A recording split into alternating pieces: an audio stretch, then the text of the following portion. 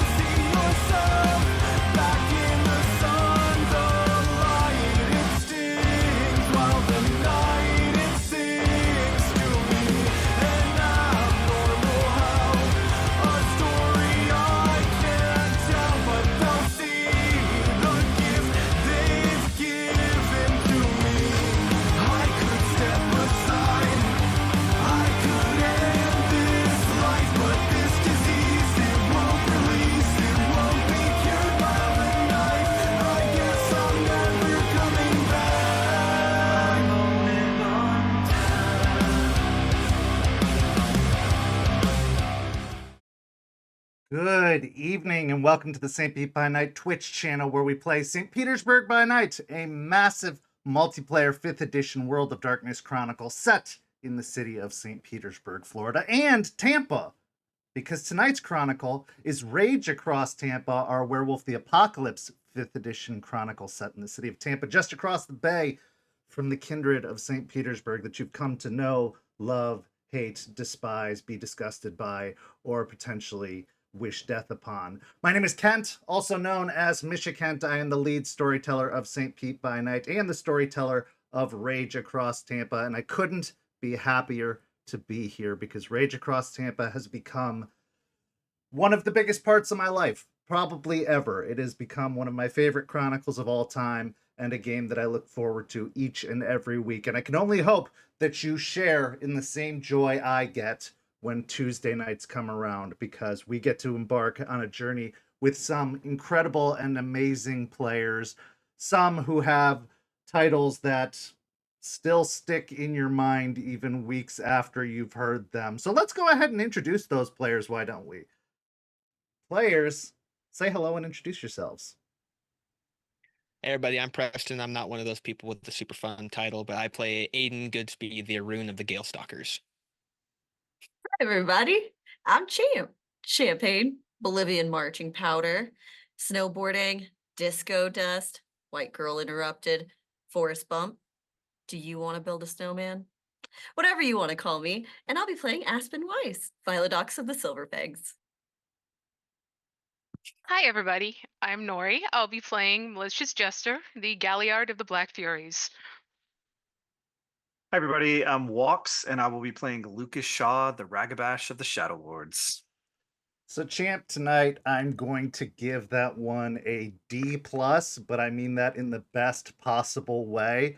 If you don't know, you will know after you go see a particularly prestigious movie that's in theaters currently. Once you see that, you'll understand. But it's a D+ from me in the best possible way. This is episode 31 of Rage, or 32, holy crap, 32 of Rage Across Tampa, entitled Law and Order. Last week, the pack was in a fairly precarious situation after a reconnaissance mission by Lucas, Eliza, and Jester went awry. Jester was taken captive by the cult of Fenris and held as their guest to have a bit of a conversation. Lucas, of course, returned to meet with Aspen and Artie to report the news of what had happened. And this was distressing, to say the least, to Aspen. Aspen, having worried previously, despite being told by Charles, her Silver Fang assistant, assigned by Matthias Morningstar, not to worry, that leaders don't worry, people do.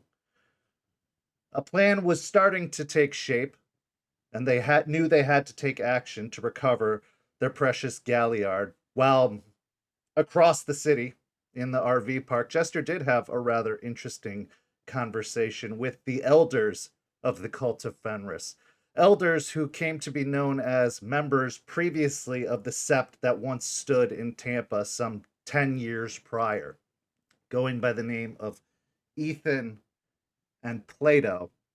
These two individuals seemed very invested in retaking the city, righting some wrongs, showing some revenge for the complete destruction of the sept prior. But there was also a great deal of resentment towards the prior sept leader Ryder, as well as towards Eliza, who had been a one-time mentor turned adversary, perhaps.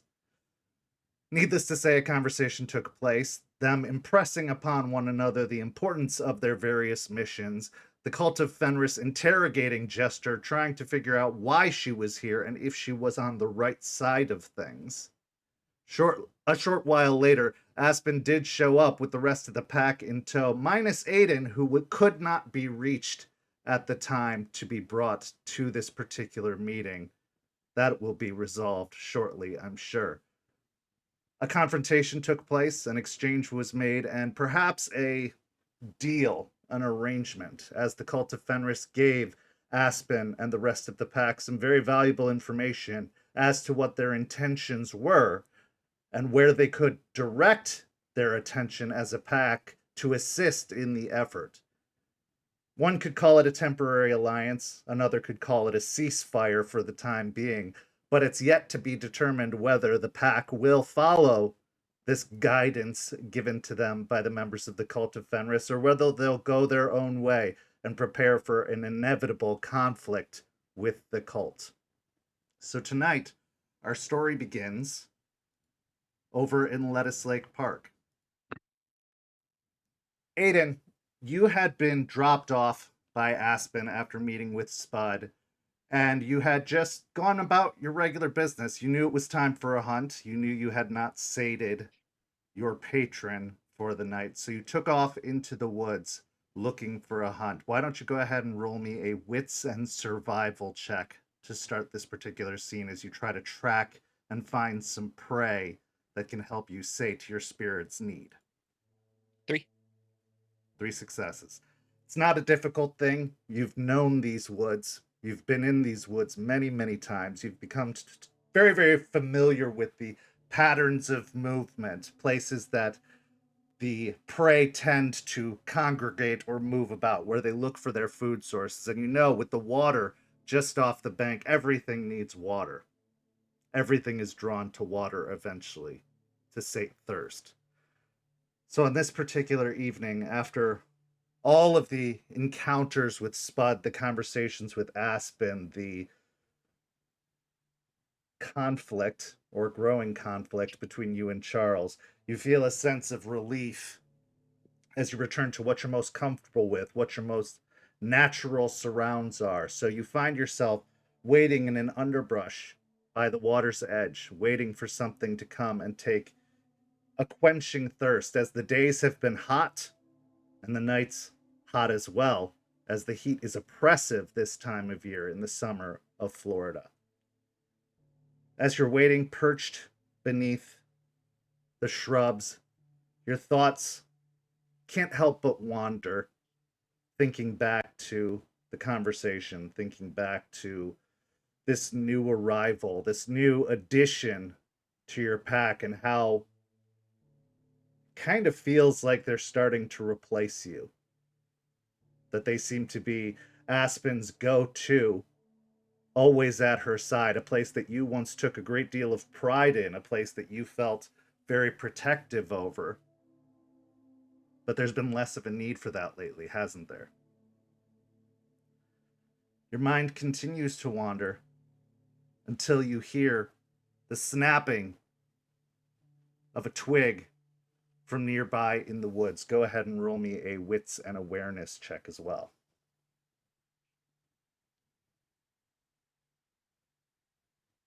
Yeah, it's still one. One success. That distraction is too much for you to gain a good gauge on what is approaching in the woods, but you know, in the general vicinity, it seems to be off a little bit further into the woods, but coming in this general direction. Roll me a dexterity and stealth as you try to hunker down and make sure that you remain out of sight, not being able to tip off whatever's approaching. 4. 4 successes will do it. You vanish into the underbrush, finding a very, very good spot that won't cause any interception if you need to move quickly out of that spot, perhaps to attack. But as you wait, a deer comes lumbering out of the woods. Looks to be a doe. No antlers in sight, but there don't appear to be any other young deer near it. It seems to be on its own as it approaches the water's edge and eventually stops, looking around momentarily before pausing to go down and take a drink from the water. As it goes to bring its head down and focus on the drink, at that point, going to move forward slightly and then get ready to lunge at the deer. Okay. So shimmying out of your hiding spot, still maintaining the cover of stealth that you've established, you approach the deer, finding a good position where you're ready to pounce. Seizing on your back haunches, preparing to spring. Roll me a strength and brawl as you launch yourself forward towards the deer.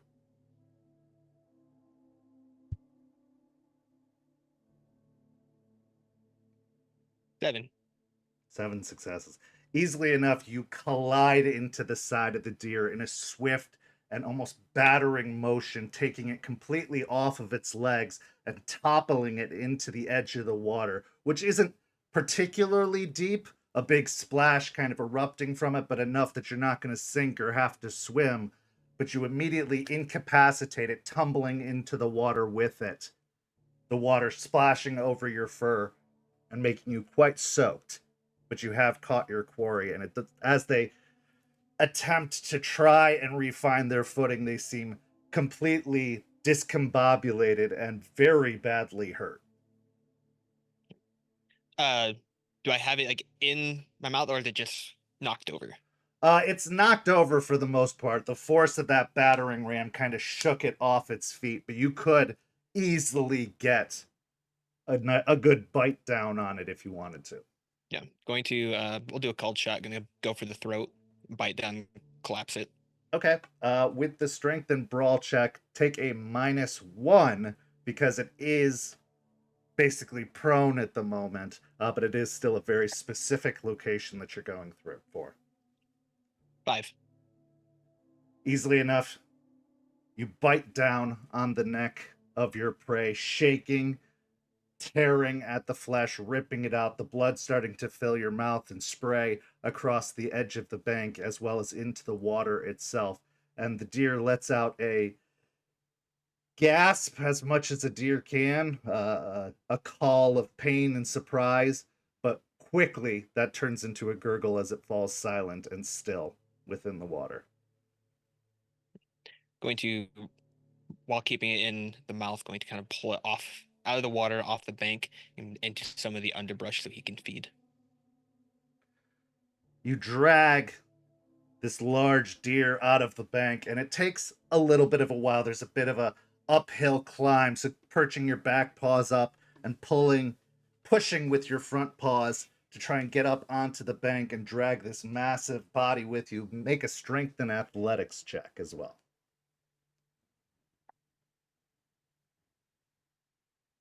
3.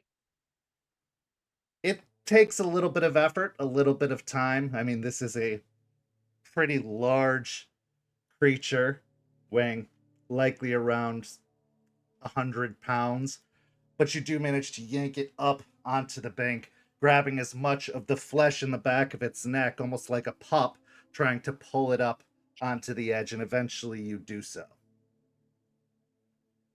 Settling into your meal, you know at this point precisely where to look. You've found enough of these deer over your time, not just in Lettuce Lake, but throughout your entire history, that you are able to quickly make a meal of it, avoiding certain spots and organs that aren't particularly tasty, feasting on those that are.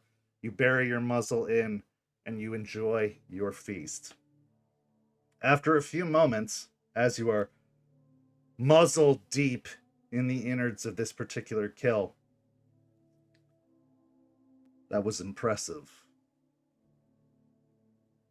Your instincts are good. Looking over, blood completely coating your muzzle, possibly a bit of intestine hanging from your jaws. You see the fully suited Charles, his platinum blonde hair slicked back as he is standing beside a tree, looking over you and your kill with a bit of perhaps criticism in his eyes, a bit of judgment. He's quite hard to read. Upon seeing him, gonna do eye roll, look at his meal, do a big sigh, and then go into Hamid. Don't let me stop you. I know you have responsibilities to tend to. Technically, the responsibility's done. What do you want? It's not about what I want. It's about what your alpha wants.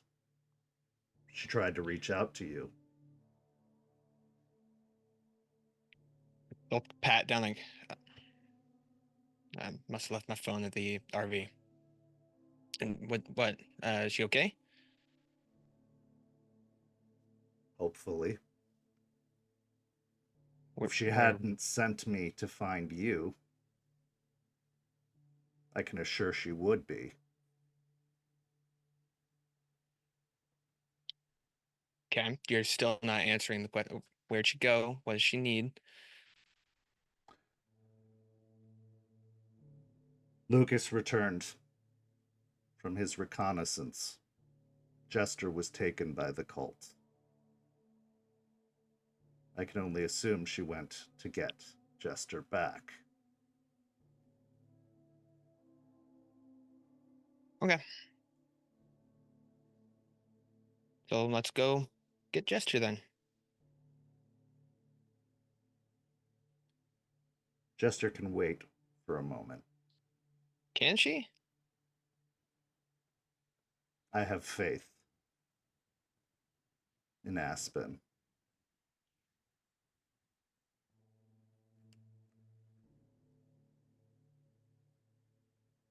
I know what you are. I know you come from a lupus upbringing, and I respect you for that. But you have to understand that this is a Hamid world, and when your alpha needs you, you have to be there.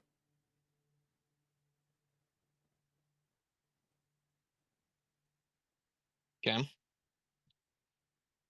That's fair. But you said you have faith in Aspen. I also have faith in Aspen. I've seen her do extraordinary things. I know she can handle herself, even if it does take me a little bit of time to get there. Hard to do what I need to do with a phone on me, though.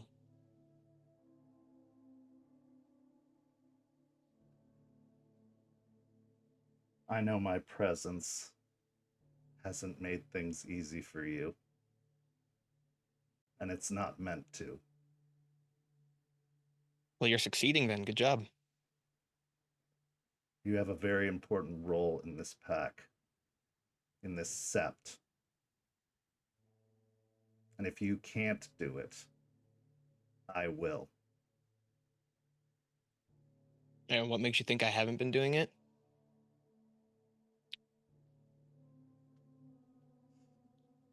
From what I've seen so far, you're more interested in taking challenges from a Ragabash than being beside your alpha.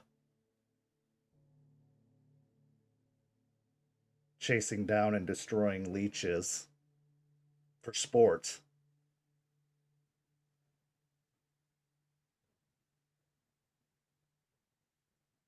You don't have the luxury of sport.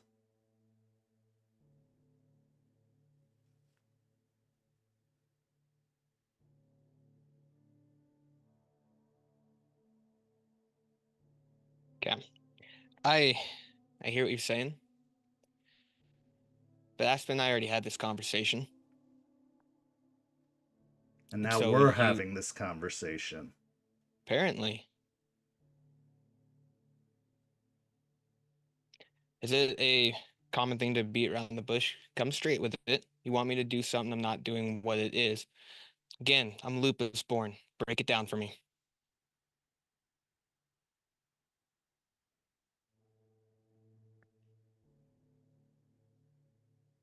If Aspen is the mind, Jester is the voice, Lucas is the secret, you must be the fist. Aspen needed a fist, and it wasn't there. I am here to assist, I am here to advise, I am not here to do your job for you.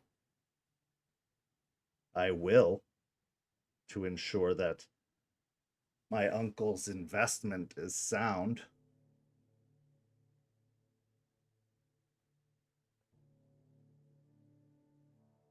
But the weakest member of the pack is what brings the pack down, and right now, Aiden, that's you. You think so?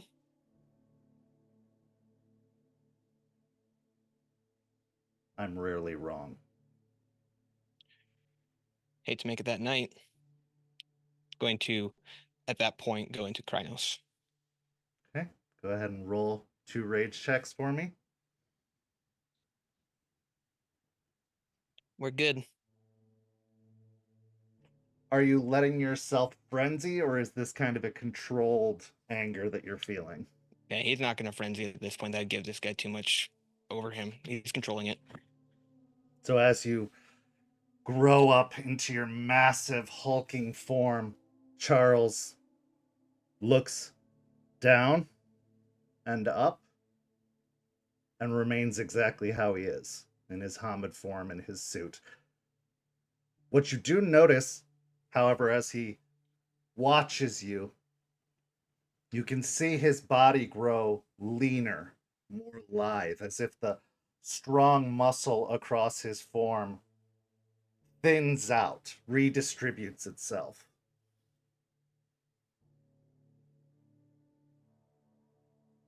I knew this time would come. Try your best, whelp. Do I get additional rage at being called whelp? Yes, 100%. All right. Going to charge at him. Shoulder check. Okay, give me a strength and brawl.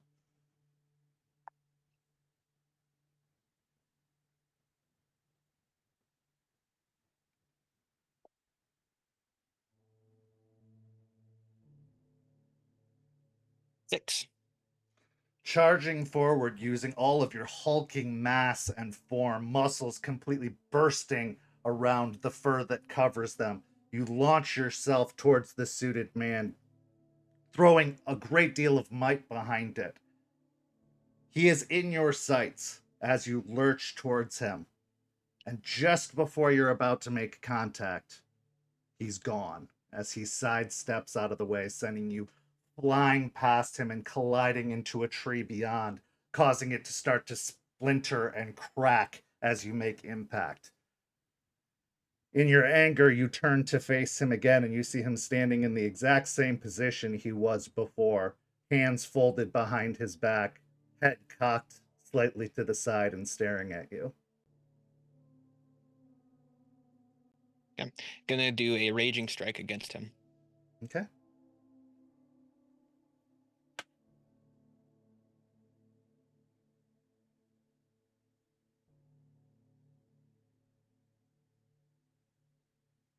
That's 10 with a crit. 10 successes with a critical.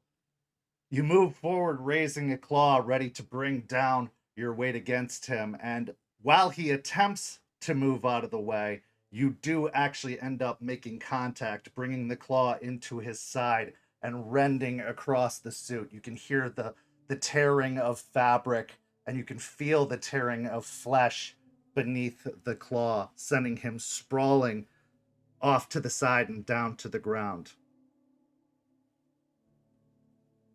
He looks over at his shoulder, the fabric of the suit torn, blood starting to well up beneath the claw marks. Very well.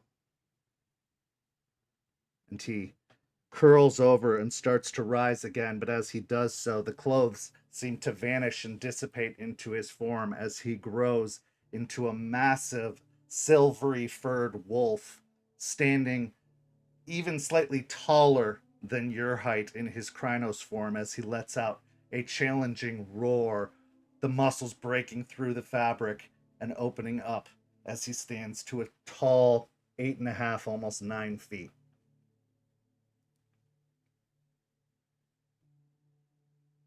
It's a big guru. Yeah, going to do gonna swipe at him with the claws again. Okay. Give me another strength and brawl.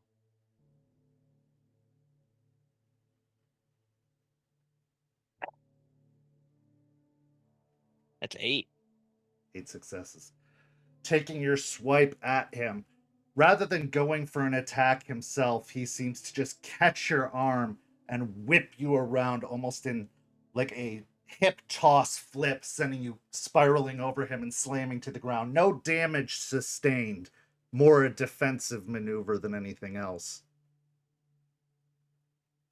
As you attempt to regain your feet, you can see another challenging snarl behind his lips, but as he does so, you see his claws start to grow a light gleam, a silvery gleam, as his claws start to shine within the moonlight.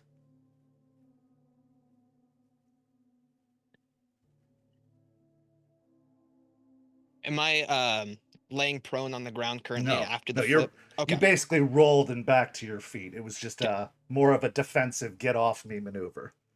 gotcha. Okay. Going to try and bite at his arm. Okay. Give me another strength and brawl. You want me to take 2 away for Yes, calling that out the is arm? if you're calling for a called shot, yeah. Yep.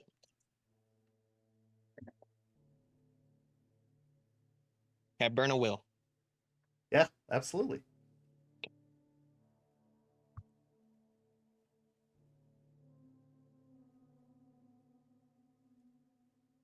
Seven. 7 successes.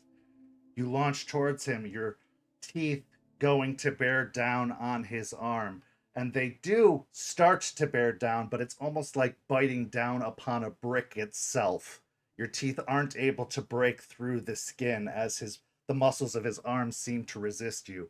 And then you feel a stabbing in your midsection as he embeds the claws of that very arm into your stomach. Take 2 points of aggravated damage as you feel the sizzle of the silver start to burn in your midsection.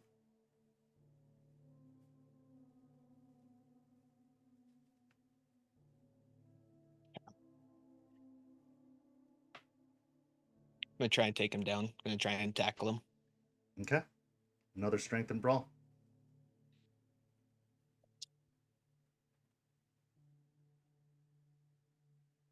6.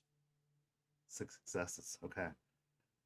With your jaws still latched on that brick of an arm, you grab him with your arms wrapping around his midsection and try to force him to the ground.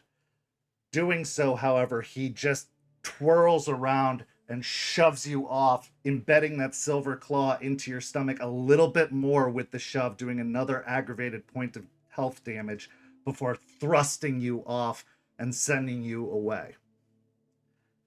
At this point, I would like you to make a... Let me get the gift here.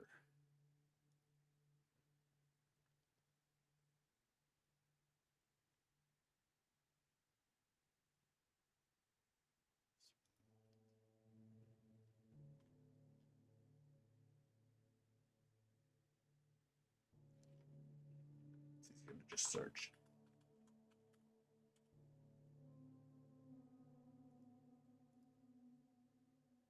Give me a composure and resolve as his eyes start to burn with a primal fire and he stares in your direction with a menacing snarl.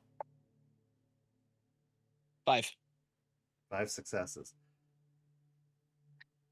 The fear and the terror grazes you as he attempts to stare you down, but you are able to muscle through it, your resolve overcoming the power of his gaze, even though for a few moments you do want to look away, you do want to avert your eyes, you do feel for the slightest second temporarily cowed, but you will not be. Your anger is far too great, and you feel disgusted at the very notion of this guy having any kind of power over you. You can declare your intention. When he tossed me, am I still within roughly about 20 meters of him? Oh, yeah. Cool. I'm gonna use lacerating wind. Okay. That is let me get pulled up what pool he has to defend with. It is survival or dex, or a survival and athletics against my resolve and honor. Okay. So roll your resolve and honor.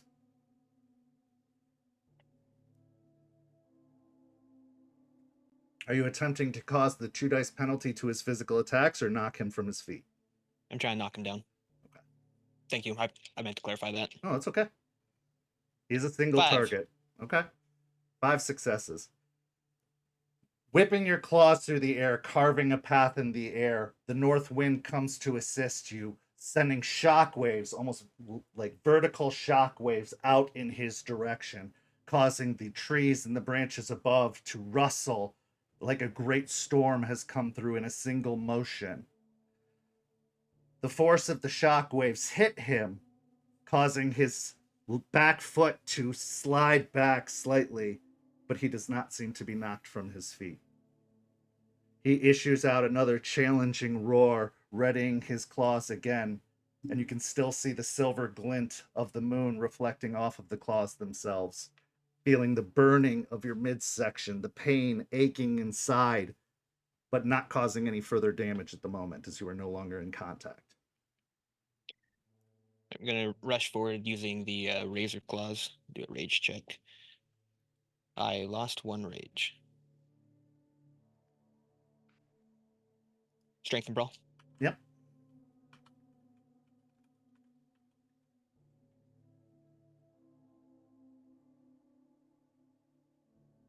Ten with a brutal. 10 with a brutal. Okay. Well, that is the intention, isn't it? To cause damage and pain here. So I tried my big launching move and he just slid backwards. I'm real upset right now. So launching forward with all your might, you collide with him as he hasn't advanced on you. You just launched yourself forward into him, colliding, claws and teeth biting and snarling, tearing and rending. You do, with this second motion, topple him backward off of his feet, sending both of you rolling through the brush, through the trees, colliding into another tree before rolling off into the water itself, another splash, breaking the glassy surface of the water. That worked. You can tell from the bleeding and the fur that's coming back from your claws as you both kind of make your way back to your feet, the water now dripping down off of you, coating with the blood and becoming a nasty ichor against your skin and fur. Going to stand up and then hold the claws out, but almost like gesture for him to his turn to attack. Okay. Let's see. What would he want to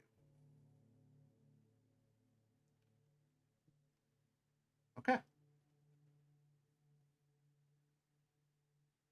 So he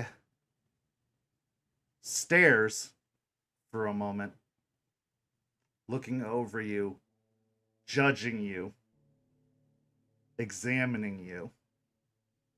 His maw open, teeth bared, drool, and a little bit of blood dripping down from his mouth.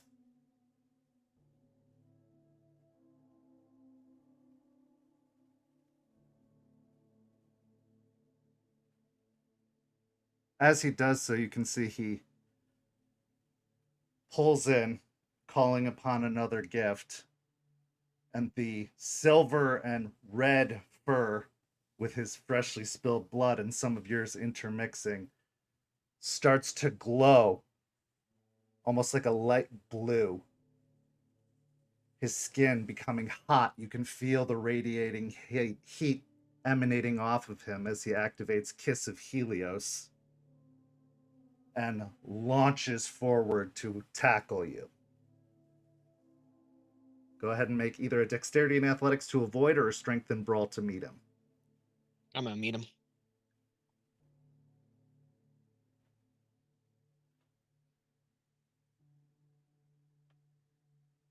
I burn a will. Yeah.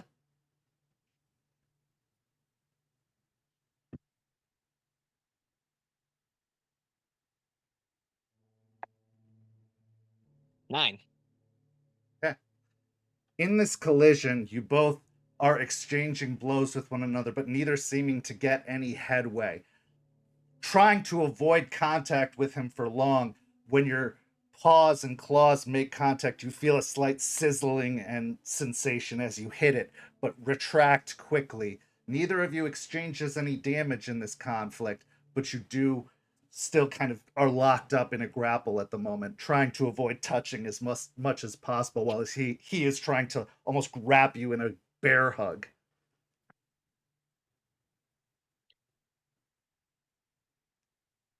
All right. Can I attempt to grapple him and then toss him into a tree? Sure. Give me another strength and brawl.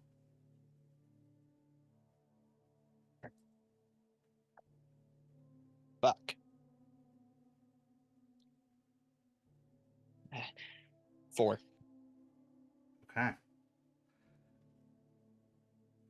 Overcoming that fear caused by the heat of his skin, you attempt to reach around and grab onto him.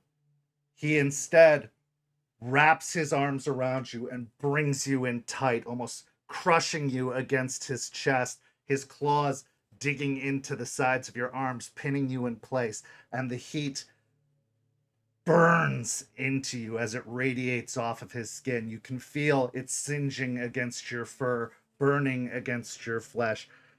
Take 8 points of superficial damage as he keeps you clutched to his chest.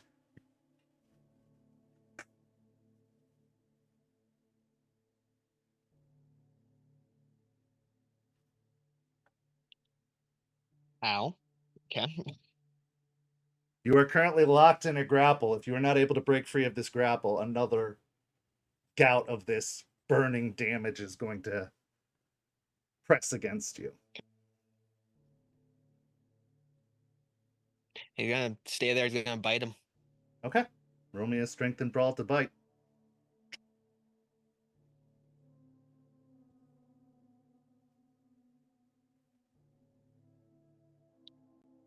7. Okay. Biting down upon his shoulder, you can feel your teeth sink into the flesh. You can feel some more of that blood starting to burn. It is crunching, like biting down on something hard, again, like a brick, but your teeth do make their way through, creasing the flesh, entering into the skin. Take another point, 4 points of superficial damage from the burn as he keeps you locked in that grapple, but you do seem to have a good amount of his flesh in your mouth, tearing through it.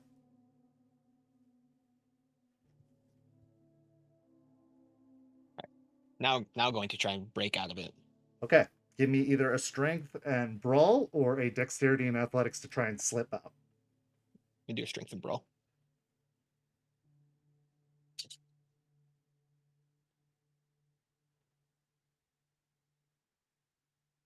Another 7. 7 successes. You are able to break the grapple and back away. You will take 2 more points of superficial damage just because of the lasting contact as you are struggling your way out and squirming your way out. But you do eventually break the grasp he has over you and push him back further into the water. The water around him bubbles and hisses, steam rising off of it as if his skin, it's by its very self, is boiling.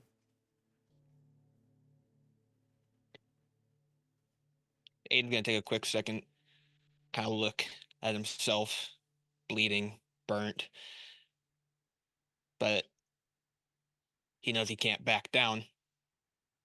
He's gonna go back in and make another rage check for a razor claw. Okay. Okay, I'm good.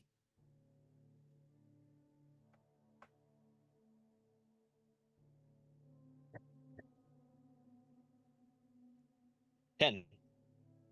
Okay.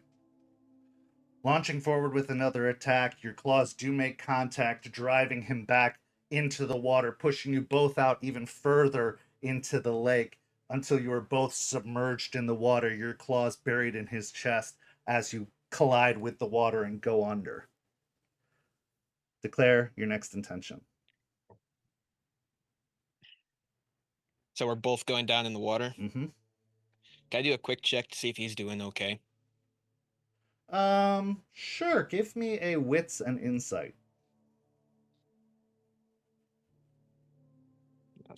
Jeez. 2.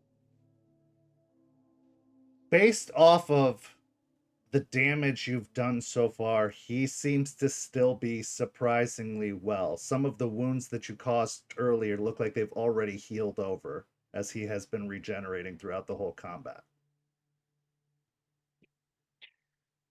Going to try and swim out. Okay. Give me a strength and athletics.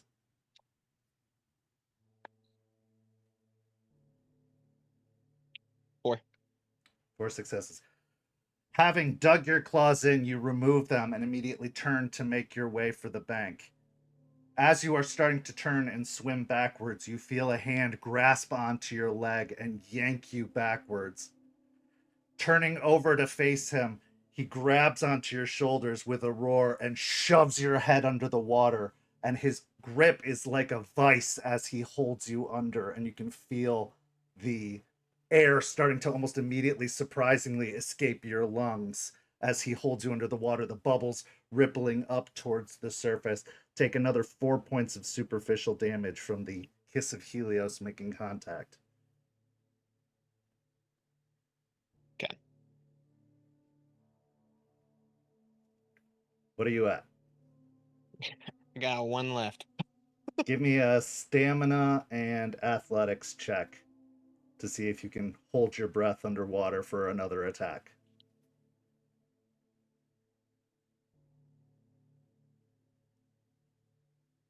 Yeah, I'm gonna burn another will.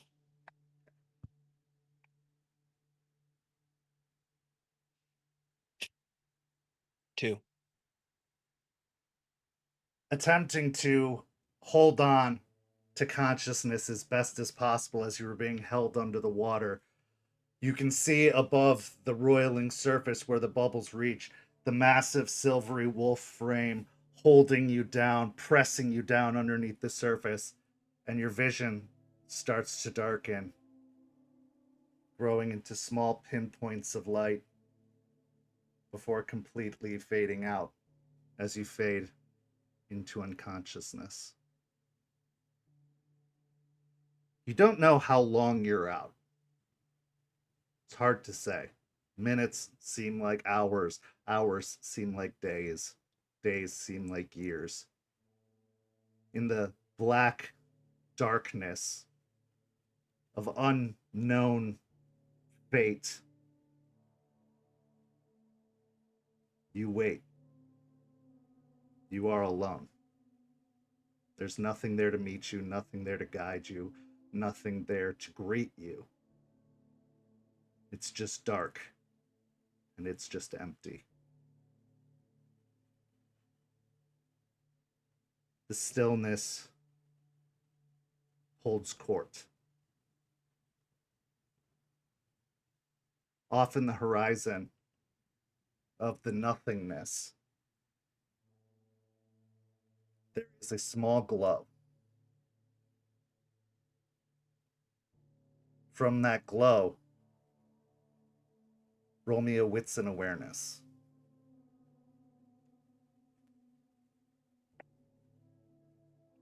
Four. You hear a howl. Turn to a chorus of howls.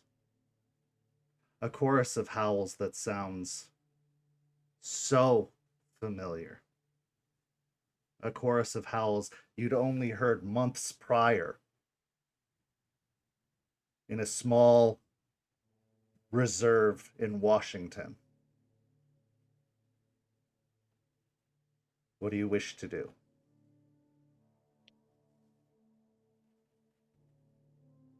There's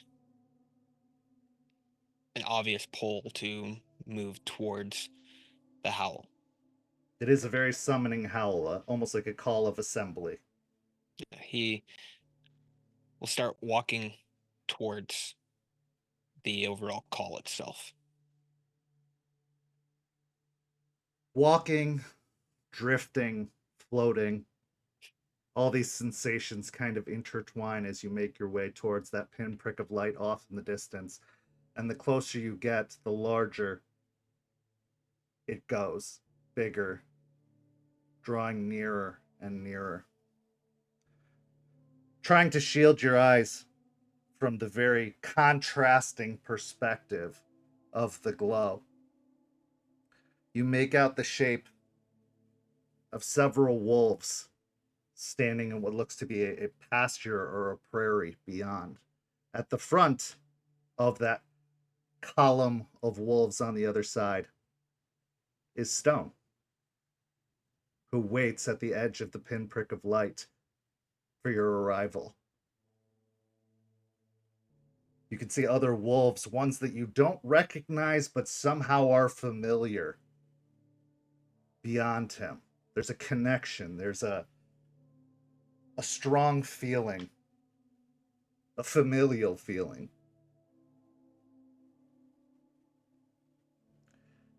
As you approach the light, Stone looks to you, and you can see his tail start to wag excitedly as you're approaching.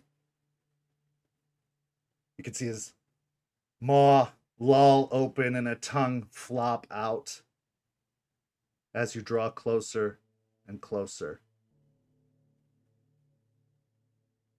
As you're about to reach out to put your first footfall into this plane, this horizon, you feel yourself jerked back as if there's a rope wrapped around your waist, pulling you away, dragging you further into the darkness.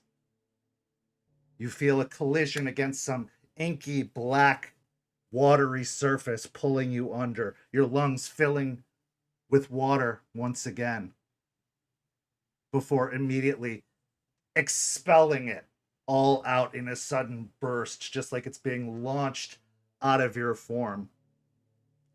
The inky blackness is replaced by a blinding light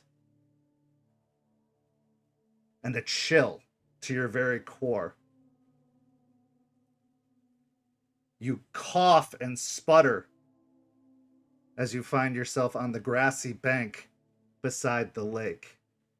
Charles, now in Hamid form, perched over you, having helped, having dragged you up onto the bank and having expelled the water from you. You are also in lupus form now, not Hamid form. And Charles is down on one knee. You can see that the suit, jacket, and the torn shirt have been removed so that he is just in slacks and dress shoes. As he sits with one elbow perched on his knee, pulling back to give you some space as you return to consciousness. Going to look around, verify the surroundings that he's in is familiar. Seems like the same bank you were on. You can, in fact, see the blood that you have shed from one another all across the bank. Going to look towards Charles and see if he means any intent, seeing that his elbow is kind of perched in more of a neutral-like stance. He's going to get up, move away a couple of steps, look to the moon, and howl. Okay. You restore one rage. You are now at one rage. Then once that, going to go into Hamid. As you're making the transition back, Charles stands up from the bank, moves over to grab the discarded suit jacket and shirt, folding them over his arm.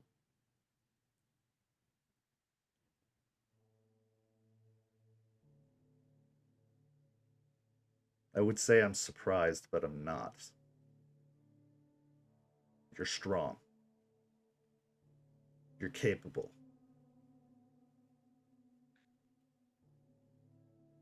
But your want for self-preservation is lacking.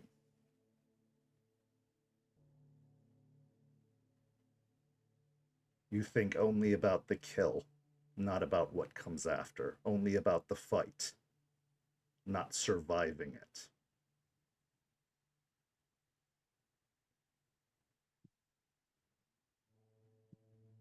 But you'll get there. We are not wolf, we are not human, we are not spirit. We are all these things in one.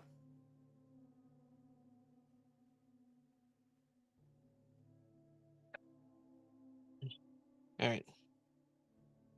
I'm not too good at the whole spirit thing, to be honest. Get better or fail.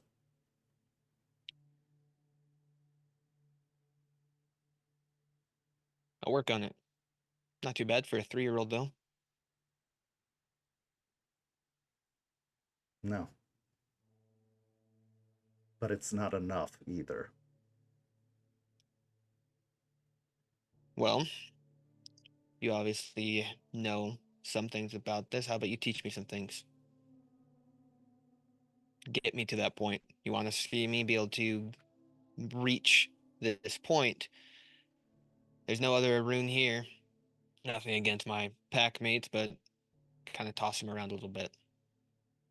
I tried to throw you. I even tried to knock you over with the wind, and you didn't topple.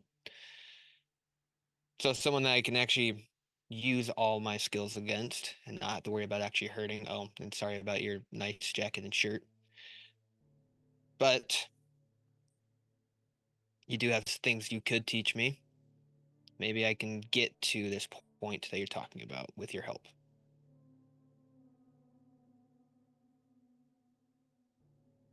Maybe.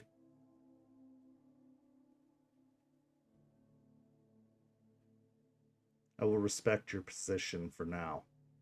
I will teach you what I can. Slip again. And I'm taking it. And you will have to earn it back. That seems fair.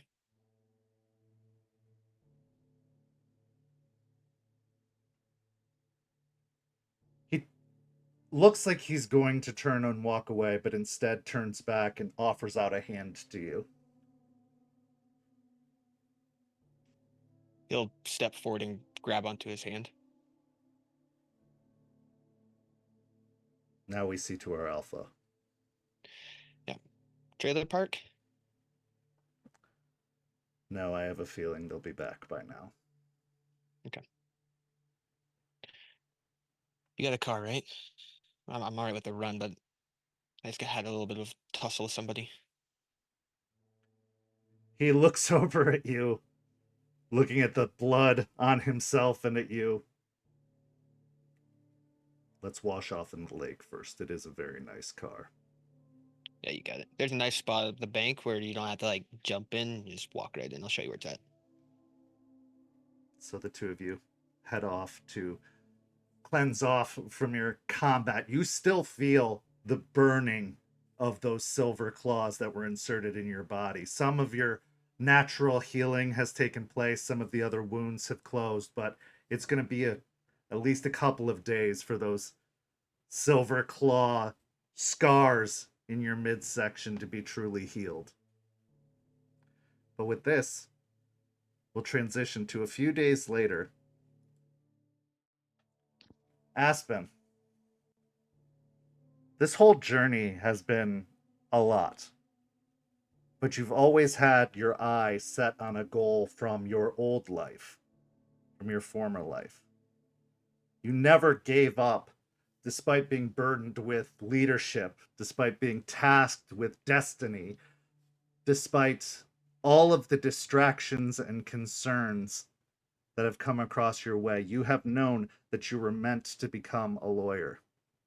You knew this even before Rachel's passing, but with her passing, that renewed your vigor and motivated you. Now, in the state of Florida, there are 2 times a year that the bar exam can be taken. One of those times happens to be July 30th, today. Taking your best thrift store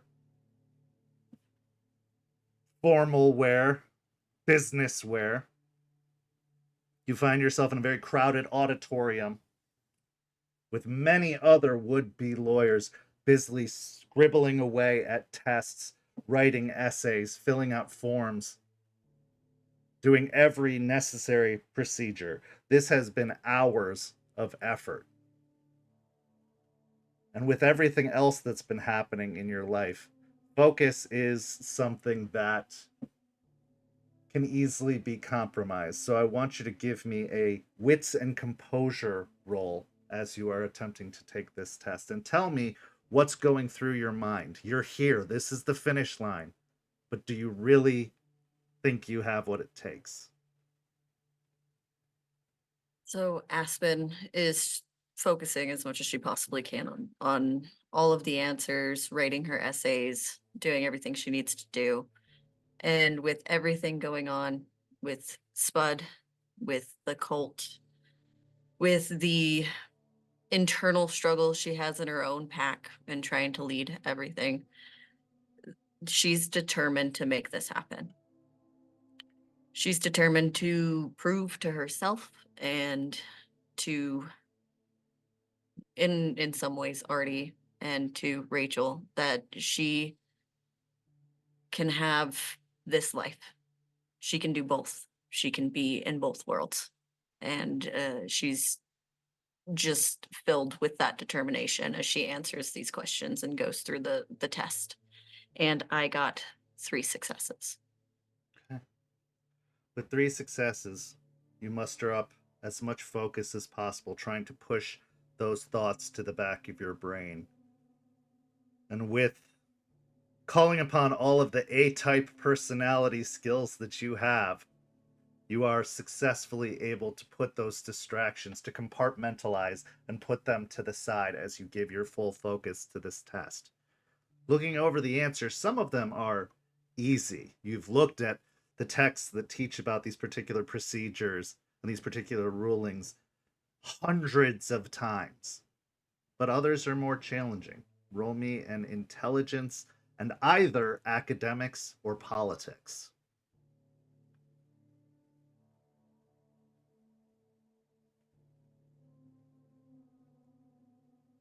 Okay, I'm gonna go with academics. Can I add my specialty in law? Absolutely.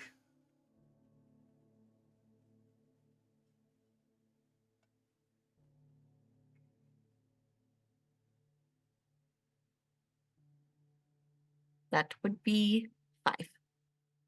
5 successes. With confidence, with strength, and with the assistance of the Falcon, you persevere, you push through, and you complete the test.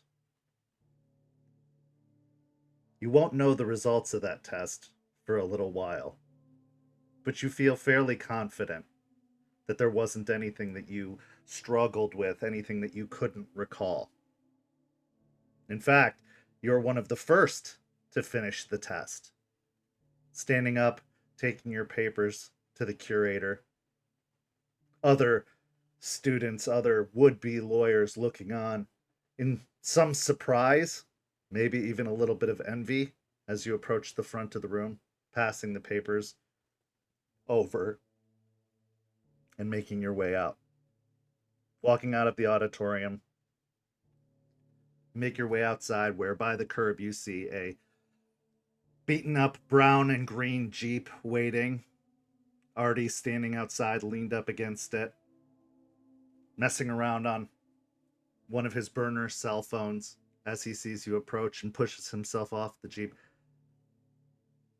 That was a long test. Yeah, there's a lot to it.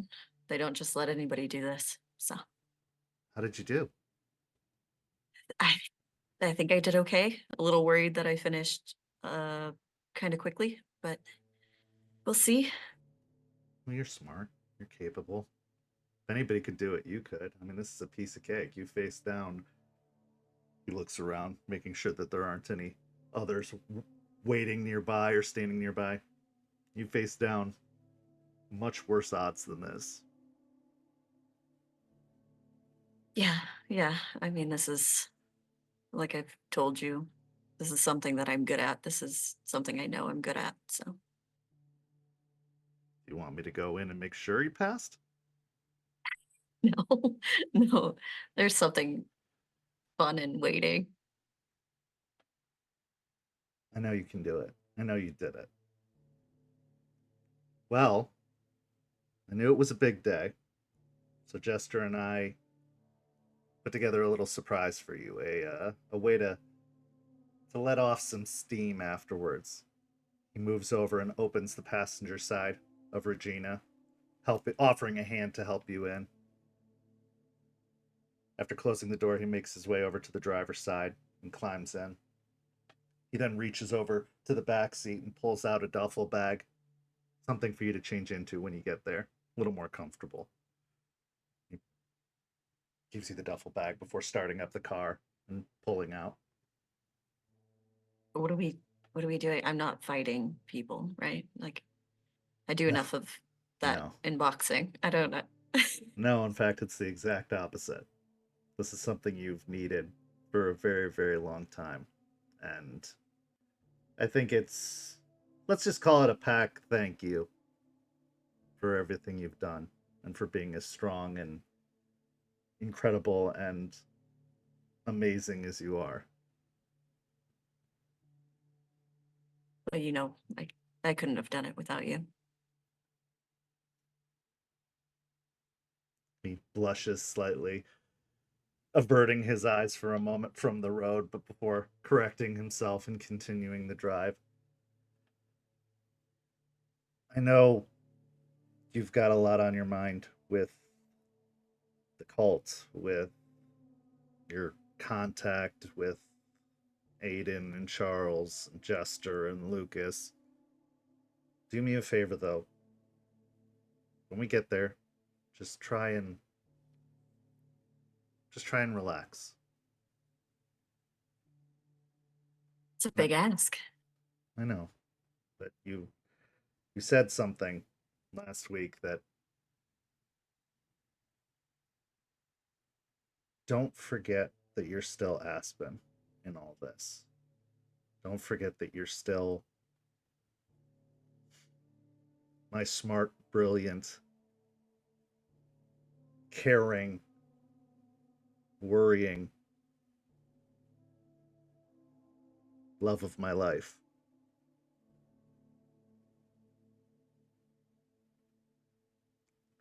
I have seen it a change since Charles got here, and it's probably necessary. I get it. You got a lot of pressure on you, but what makes you you, what makes you such a good leader, isn't anything they can give you. It's something you already had. If I'm being completely honest, I like Charles. He's great. He's nice to have around. And it's nice to know that there's support there. But he's kind of, I don't know, he's kind of a stick in the mud. Is that how people feel about me? Well, I can't speak for Lucas, but no, I don't think the others think that way about you. I think they know what you're dealing with. They know that you didn't ask for this. It was just kind of bestowed upon you, and they know that you're doing your best and that you have their best interest at heart. That's why they follow you. That's why they believe in you. And I've seen types like Charles before. Ones who are raised for greatness, that this is all they've ever known, that this is what they were brought up to be and do. And honestly, I pity them. They probably had a pretty shitty childhood and didn't get to experience what we do this all for. You know, rather than it being our chosen path, we choose this path. We weren't chosen for it. We chose this path ourselves, even if we didn't know it. And we continue down this path because it's what we want, not because it's what's expected of us.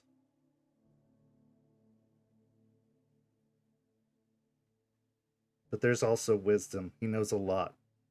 And if he's a way for us to get connected to the nation, if he's a way for us to be recognized, there's value there too. I agree. We just gotta, I guess, loosen him up. Maybe send him to the dive bar with Jester. That I want to see and film and possibly post online. But that's a good idea. Thank you for helping me. I'm still having a hard time, but I'm getting through it because of you. You never have to thank me. I'm always gonna do that for you. Yeah, but that's supposed to be my job. I'm like the pack therapist or whatever. Well, maybe you deserve to have somebody there for you sometimes. Maybe you're allowed to do that. I don't know. Just a thought. I'm glad I have you. If nothing else, I'm glad I have you. I'm glad I have you. Everything is a mess. It's chaos. It's always, I have a feeling, always going to be some sort of chaos, but you're the safe space for me. You're the normalcy, something to go back to and feel like a person. You deserve that. We all do. You give that to me, I give that to you, and I hope that Jester and Aiden and even Lucas find something like that, because yeah, it's nice that we can get shot by guns and keep going, or get stabbed by knives and recover, but this is where the real healing happens for me. I agree. And speaking of Lucas, I'm hoping eventually, we'll get to a place where he can trust us. He's the other end of the Ragabash spectrum. He's the very critical. I'm I guess what you consider optimistic for my moon sign. And he's been through a lot. I don't know much about Chicago or anything like that, but I think it's kind of like think he and Charles have a lot in common. A lot more than we know. There's a familiarity there between the two of them. I don't think either of them likes it about the other, but there's something there. Worth exploring. Yeah. I don't think I'll put them alone in a room together anytime soon, but eventually we'll get there. Yeah, I think it's even with everything, at least one thing's down, right? Yeah. Test is done, and we'll just figure it out as we go. Yeah. Be good. You're a lawyer now. At least you always have been in my book, but hopefully in theirs Not- as well. Not yet, but fingers crossed. Fucking bureaucracy. He reaches over and takes your hand and continues to drive. You drive downtown, further downtown, possibly than you have been in quite some time, until you find yourself drawing closer and closer to the bay itself. Eventually, you turn off into kind of a more ritzy complex of businesses, and eventually pull out in front of a large cement building with large glass windows where you can see the Palm Spa on a neatly lettered sign. Artie squeezes your hand. Girls' night. Ooh, it's been a while. Okay. I will do my best to relax. Just give me a call if you need anything.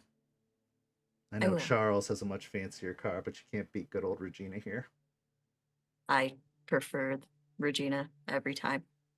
You know that. And she'll lean over and give him a kiss. He kisses you back and squeezes your hand once more and hops out of the car and quickly darts over to open your door as well. Have fun. Yeah, and you don't have to open my door for me. We'll see. I don't need him judging me. Fair enough. He hops in the driver's seat again and waits for you to enter the building and drives away. We transition now to a couple of hours later inside of the spa. Jester, Aspen, you are in large baths with flowery petals over the surface of the water, candles lit all around. You've got these mud masks on your face. You've had a massage. You've had a steam. And now you're having a soak. So far, it has been paradise for the two of you. With little cucumber slices and a special little cocktail of some sort. I don't know. I've never been to a spa. I'm just imagining at this point. This is where we start our scene, and the scene is yours. Aspen will kind of sink into her bath, look over at Jester, take off one of her cucumbers so one eye is open. Thank you for this. This is great. You're welcome. There's a lot going on. You probably need it. There is a lot going on. Jeez, these boys. Yeah. Take a sip of the drink. I like the bubbles. These boys. How are you though? Like really? After everything. I'm coping, I suppose. Trying to continue training, but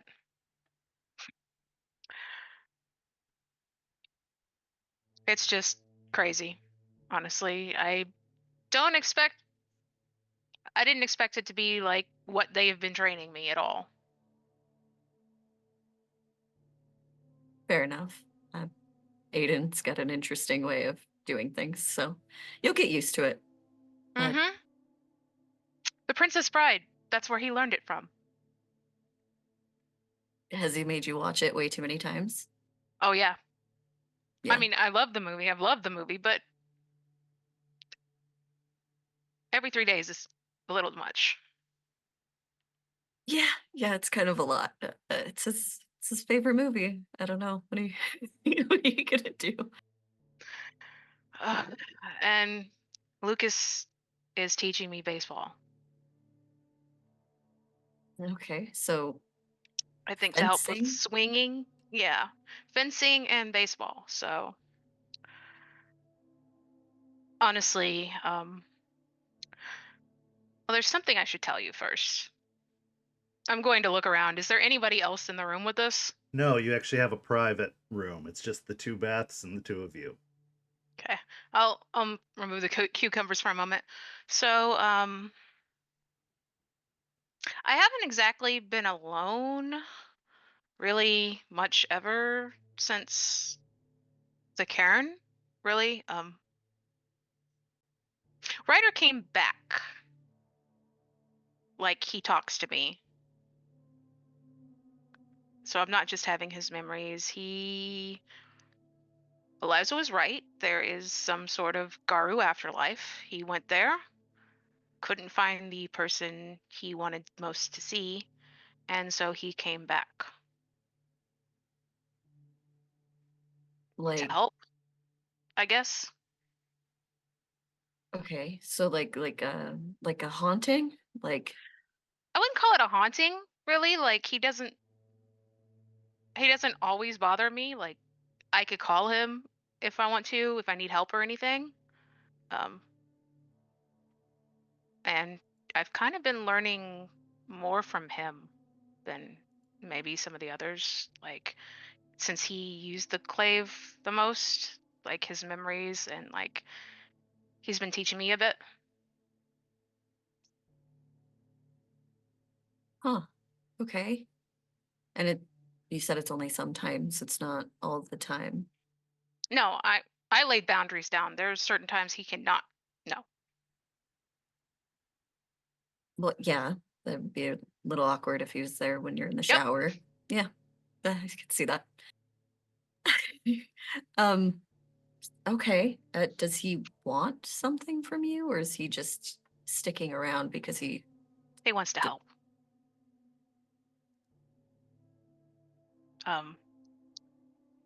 So he used to be in love with this other Garu. She died defending the Karen, the old Karen, or our Karen before it fell. Uh, and he went to look for her, and she wasn't there. And he decided he didn't want to stay without her.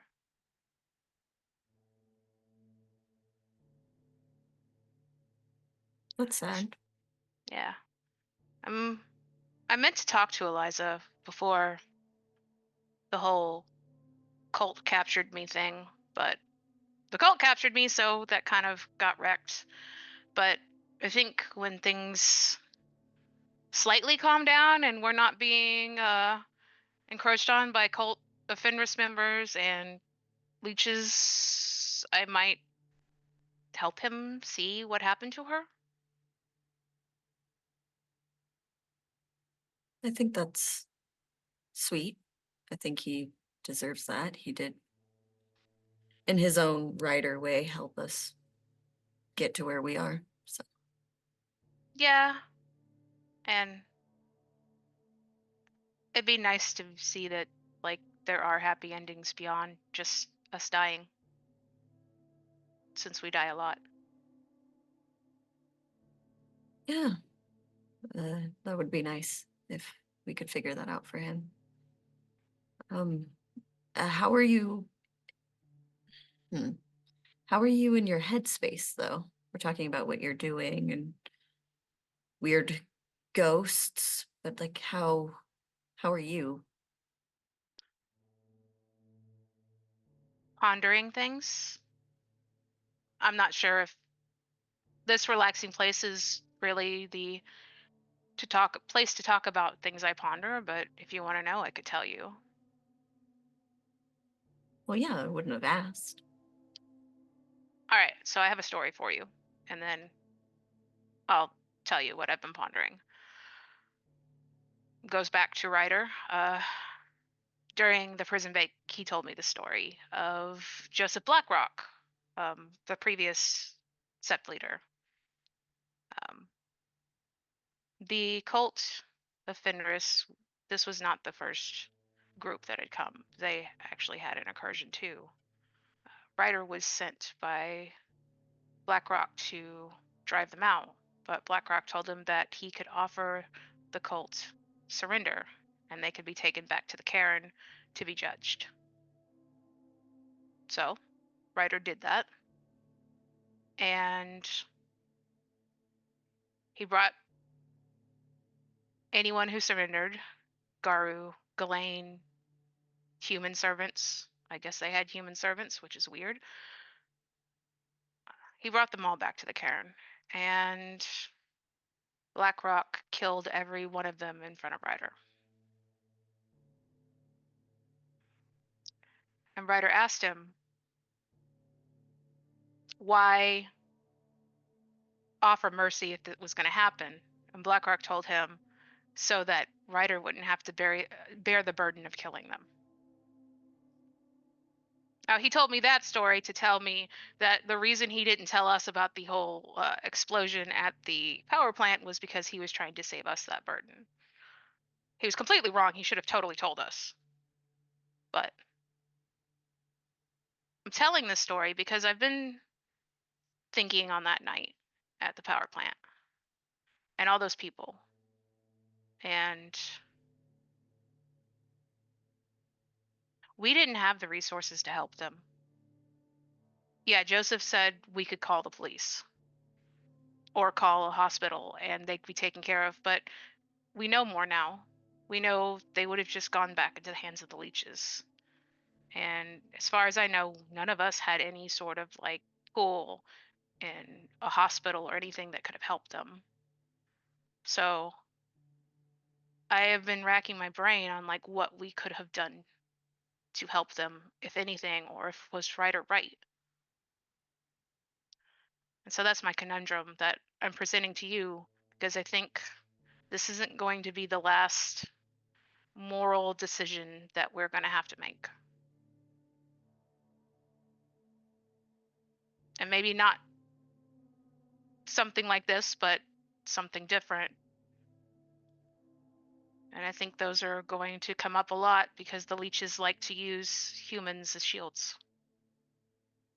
Yeah, that came up when we talked to Spud also. Innocence as shields or walls or what have you. It's a lot to think about, and it's hard to fathom how far somebody would go when you're not that type of person. But I think we'd all lose part of ourselves if we didn't do everything we could to stop the destruction in any way we could. We're obviously going to have to bring destruction and do things in that way, but I almost hope that doing everything we can to make sure that there's a little bit of a bright spot in what we do, I think it makes it worth it. Like, if not, are we any better than the cult? Yeah, that kind of brought it back to the forefront when I killed that girl.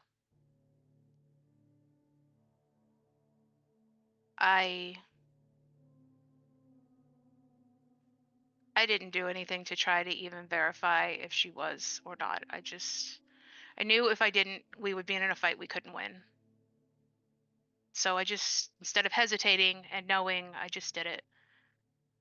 And sometimes it bugs me at how fast I did it without hesitation.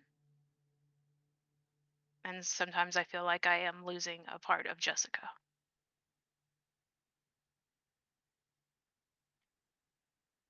Well, did you do it because you knew that it would end badly and there was no other option, or did you do it because it was easy and it was the easiest option? I did it because there were 6 of them against 3 of us, and I don't think Eliza can fight.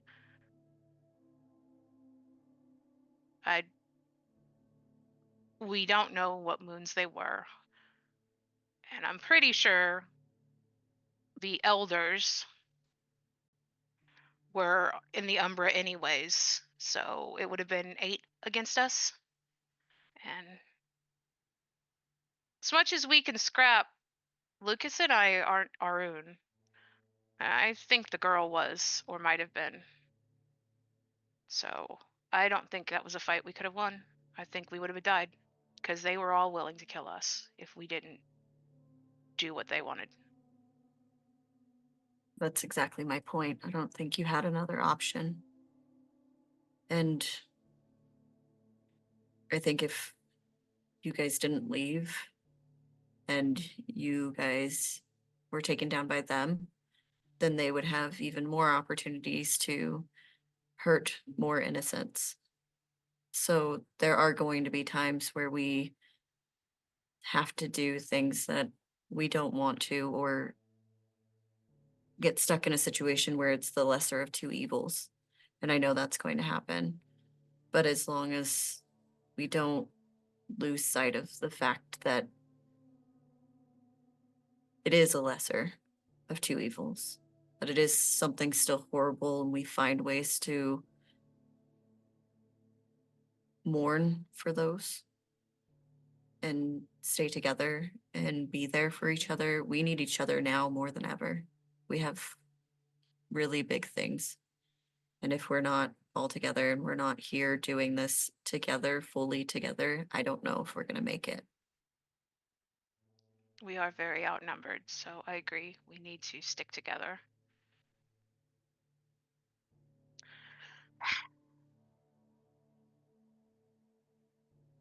And Yeah. I'll be here for whatever you need.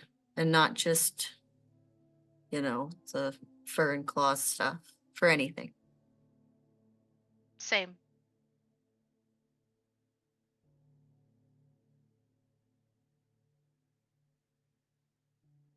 And I also need you to help me keep the boys in check. So you've got to be here. Understood. What do you want me to do? Because there's a bunch of... Aiden might be doing it, peeing on trees, but Lucas might also be doing it too, and I'm not sure about Charles. They're all peeing on trees, I'm pretty sure, in one way or another. Metaphorically or physically, they're all peeing on trees in their own way.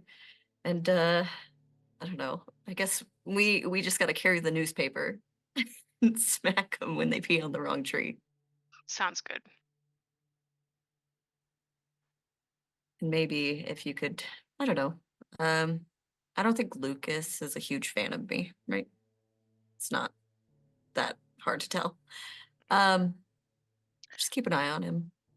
I made a deal with Artie. Artie doesn't trust him.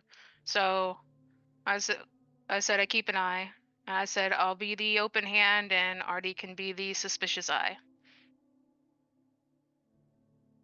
Yeah, that's great. Yeah.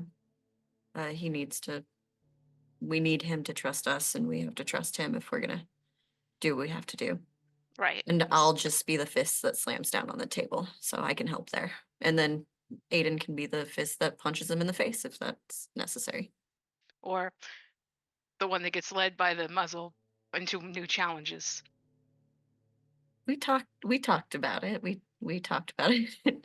I think he understands that it was a stupid choice and not the way challenges work, number one. And number two, that he was being manipulated and he needs to keep a better eye on those kind of things or he's going to get himself into trouble. So, I'm hoping he hasn't been goaded into anything, but I think he's learned his lesson. Maybe I'll talk to Aiden about the intricacies of actual conversation. Good luck. Instead of with movies, which he believes are real, but aren't real. Conversation thing I've been working on for quite a while. So if you could get through to him in a way that I can't, I would be astonished and you would get all the kudos. Nah, or we could both work on him, and it would just be a joint effort. Yeah, I think he'll get there eventually. Just Like- needs a lot of like smacking him in the face with, what things mean. But I think eventually he'll get there. Like, don't accept candy from strangers. Right. Don't accept or don't get into challenges if you don't know what a challenge is all the way. Right. Yeah, it's kind of like he's like the strongest of us, but he's also a bit like a child. So it's an interesting dynamic. Yeah. No, don't get me wrong. Sometimes I manipulate him. I goad him into like fighting me so I can actually practice, but we both have fun. That's fair. What are your thoughts on Charles? I've only met him once. Um, he's got a pretty face and really well dressed, but he kind of seems like he has a stick up his ass, honestly. 100%. Yeah. I talked to Artie. I said he should go to the dive bar with you.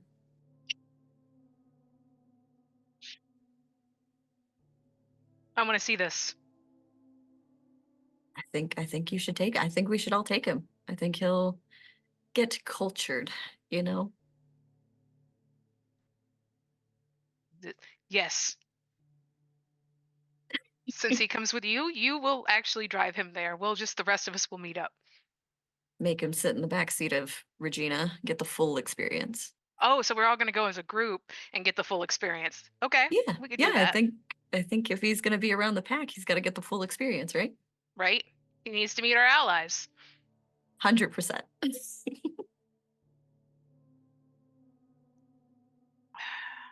They're doing pretty good. Yeah. With new ideas, new information, and a opportunity to finally relax, the two settle into their baths, enjoying the rest of the activities planned for them, including something with hot stones and I don't know, you've seen movies. Picture a spa from a movie. And with that, we will transition to our break for 5 minutes. Go stretch your legs, grab something to eat, and we'll be back in the second half as Lucas follows a particularly interesting lead that may lead him to a place he doesn't expect. We'll be back in 5 minutes. See you shortly.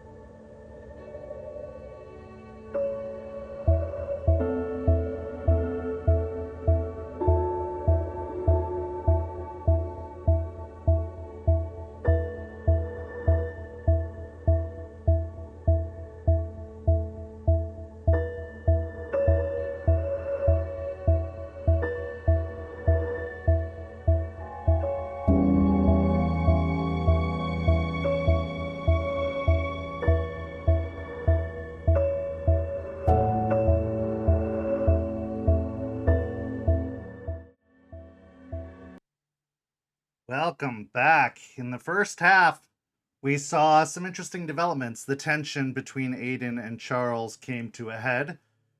Aspen took the bar exam, and Aspen and Jester had some much needed relaxation at a nearby spa. But now we transition to the far south of Tampa, where a beaten up old truck lumbers across I-75 heading southward, down, outside of the city outskirts, towards a small area south of Tampa known as Piney Point. Piney Point was once an industrial plant that over time did a great deal of, well, damage and had its fair share of controversy, both legally and environmentally, in the area in the past, as well as some very interesting ties to the old sept and the old cairn of Guru in Tampa. Lucas, what prompted you to want to go and look into this particular location?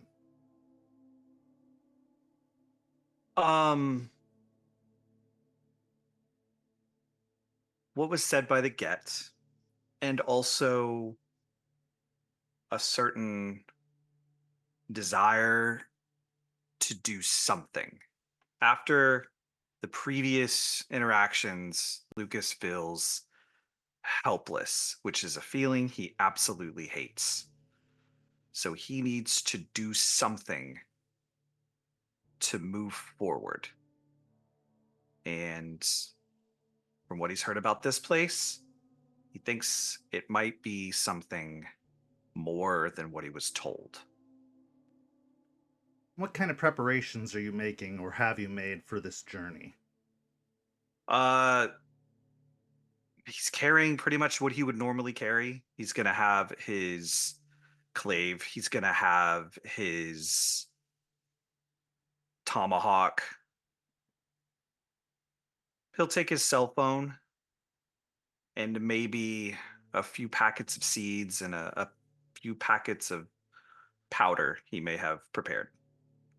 What time of day are you planning on, or what time are you planning on arriving at Piney Point? Are you going under the cover of dark? Are you arriving during the middle of the day? He's going to arrive right before dusk.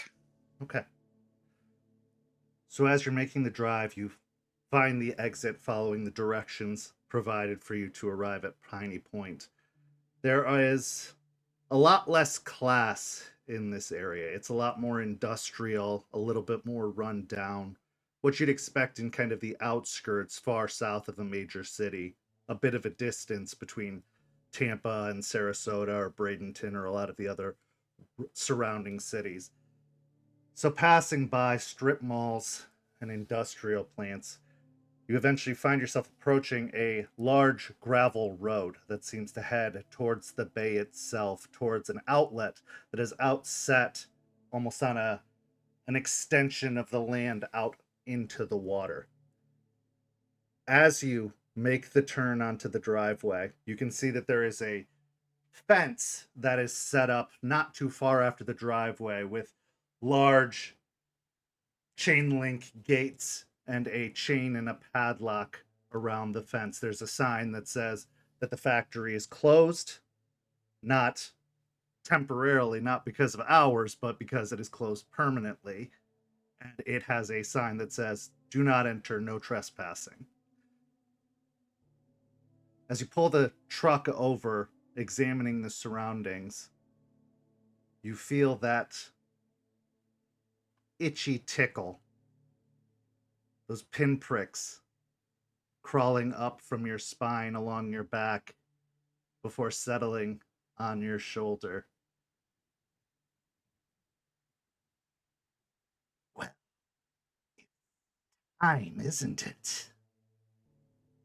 All roads lead to Piney Point. How convenient. Why am I totally not surprised by this?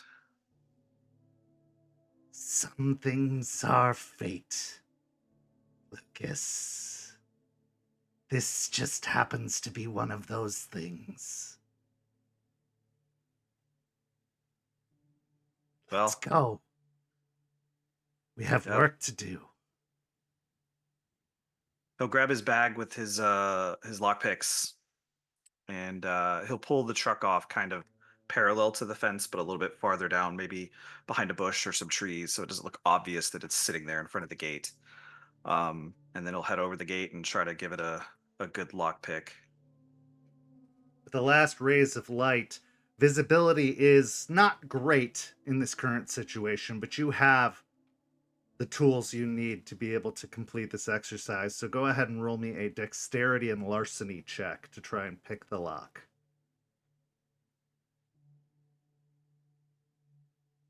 4 successes. 4 successes, easy enough. I mean, it's a heavy industrial padlock that would probably deter most individuals trying to make their way in, but for you, it's quick work as you slide the lock picks in and quickly dismantle the lock, it popping open, unhooking it from the chain, letting the chains drop to either side, and pulling on the chain link fence gate. You were able to slide it open, the metal scraping across the gravel road before settling into the sand and weeds that have grown up along the gate itself. Up ahead, you can see that this gravel driveway continues on for quite some time. And in the far, far distance, at the edge of the inlet, you can see large concrete towers that break over some of the trees that surround the buildings on the inlet. There doesn't appear to be any other traffic. It doesn't look like anybody's around here currently. It seems like this place is either condemned or shut down, and based off of the reports and all of the news about this place over the last several years, that comes as very little surprise. Is there anything you want to tell me before we head in to do this?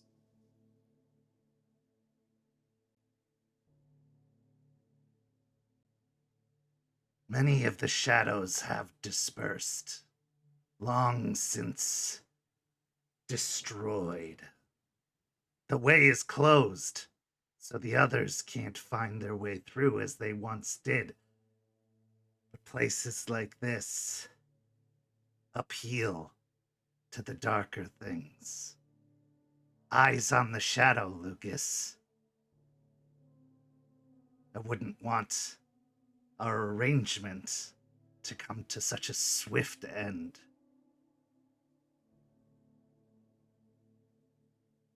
Fair. All right, let's go. And as we head in, and as the sun starts to set, I'm going to activate Eyes of the Owl for the scene. So calling upon the gifts bestowed upon you by the owl spirit, your vision takes a moment to adjust. The dark, shadowy corners that are being cast, the long shadows stretching out from the sun setting on the horizon, become clear in a grayscale, allowing you to see through them, allowing you to make out a lot more detail about the overall landscape. As you're proceeding down the trail, are you leaving your truck behind, or are you walking, or are you going to get in the truck again and continue to drive down the road? We'll get back in the truck. That'll get us down there quicker. Easier to hide the truck too. And then when I pass the truck through the gate, I will shut the gate, hang the chain, and hang the lock, but not lock it. Okay. Give me a wits and subterfuge, just to give it the illusion as if nothing has taken place here, as if this place hasn't been disturbed.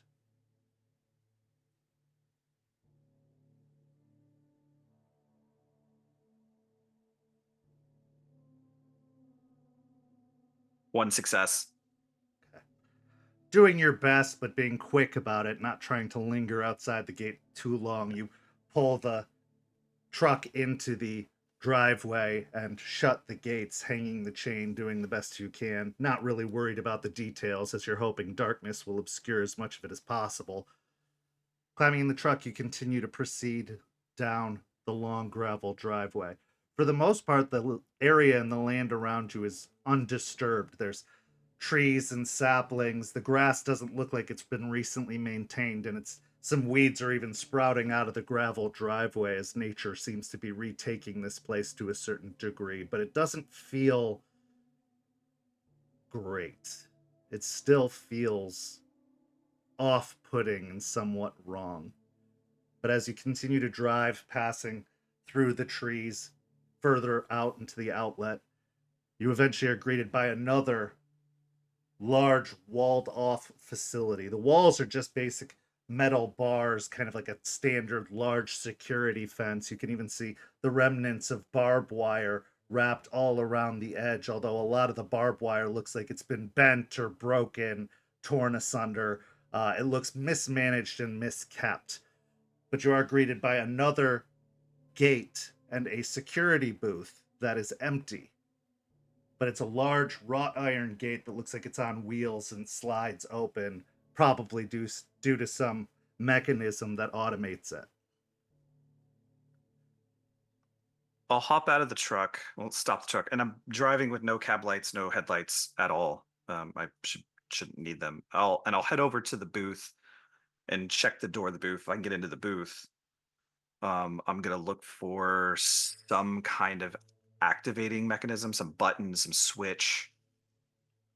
So there is a door to the security booth, but as you approach, it appears like it's locked. It doesn't look like it's been opened or unlocked in quite some time.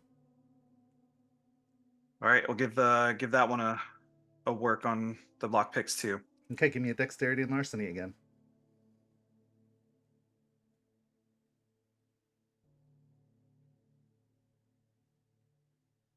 Two successes. Okay, so trying to work the lock, this one looks like it's rusted over. It's not been well maintained. So try as you might with the lock picks, you're having a really hard time finding the tumblers and getting them to twist. It doesn't appear the lock picks are going to work in this instance. Can I see? And are there windows? There are windows, yeah, and it's a basic security desk. It looks like a lot of it has been packed up, but there are a couple of monitors that are switched off, like security camera monitors. There is an old computer, like standard desktop computer, that is currently also off. You don't see any signs of any movement or activity inside. There doesn't, again, it looks like it's been long abandoned. There's a nice coat of dust over everything. All right, I'll reach behind me and take out the tomahawk, flip it around to the spike end, and just give the window a smack with it. Okay, not even requiring a roll. You drive the tomahawk into the window, which immediately spider cracks outwards. With another hit, it breaks and shatters entirely, allowing you to reach in and open the door and get into the security booth. Is there any power? I mean, essentially that's the hinge point.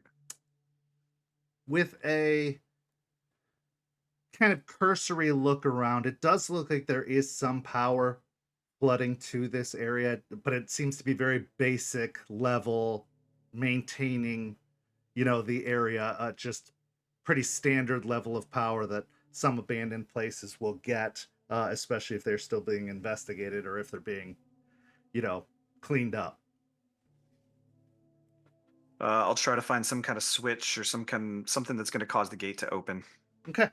So looking around, there doesn't appear to be any kind of lever that's going to open the gate. It looks like it probably is powered through the computer, but turning the computer on, it slowly whirs to life and boots up. It is horrendously out of date, but it does power on, and you are greeted by a security screen asking you to input a password. I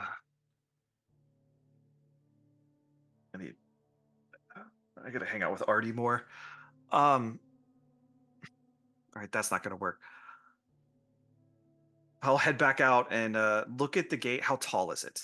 It looks like it's about 12 to 15 feet tall.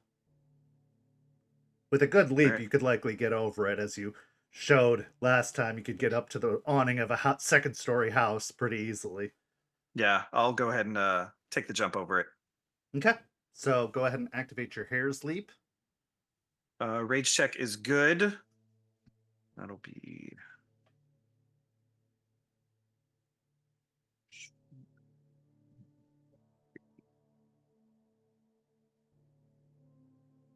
Three successes. Okay. So calling upon the power of the hare, you feel the muscles in your legs grow taut and strong, ready to spring. You coil them up, crouching down low, and with a sudden burst, leap upwards, clearing over the gate quite easily and landing with a thud on the other side. There are several large cement buildings in this complex and a large parking lot that is currently empty. There's no signs of any other vehicles in the area. You can see big pallets full of large crates that seem to have been stored off to one side with a large tarp pulled over them. They have been settled with dust. Even weeds have started to crawl up and kind of crawl over the crates themselves. It looks like the packing up and cleaning of this area was just sort of abandoned and not really bothered with. There are two large cement silos and a runoff alley that goes down in between where it looks like dumping would happen and then run its way down into the bay. But there's no water or any flooding coming from it. It looks actually like it's completely dried up. And again, weeds are breaking through the concrete of this large runoff alley and starting to crawl up the sides of the cement siding. I'll head over to that dumping area and kind of head down that, and then I imagine we're going down. Down, up, further back.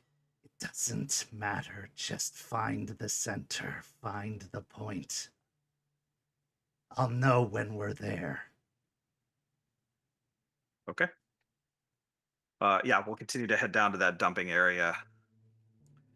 Going down into the dump itself, roll me a wits and investigation as you go through the runoff alley.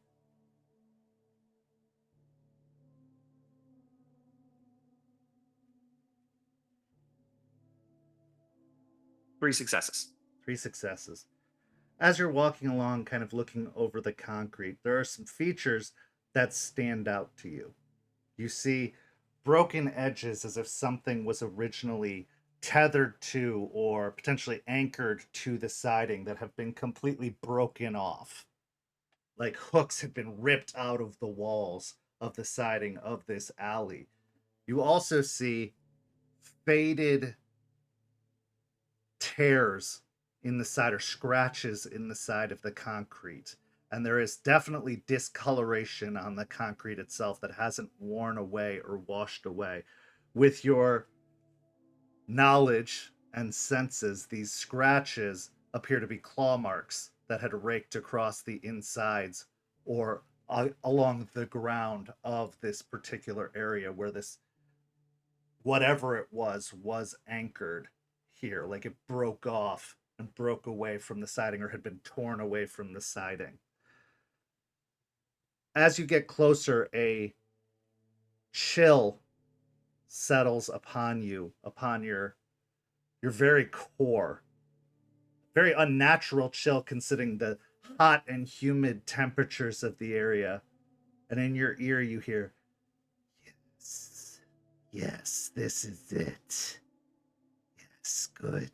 And you can feel the pinpricks start to crawl down your arm before immediately unlatching and disappearing.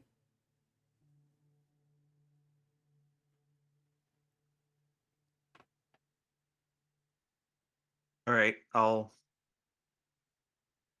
follow as best as I can. Okay. So standing still at first, trying to feel out where to go, what to do, roll me a wits and occult.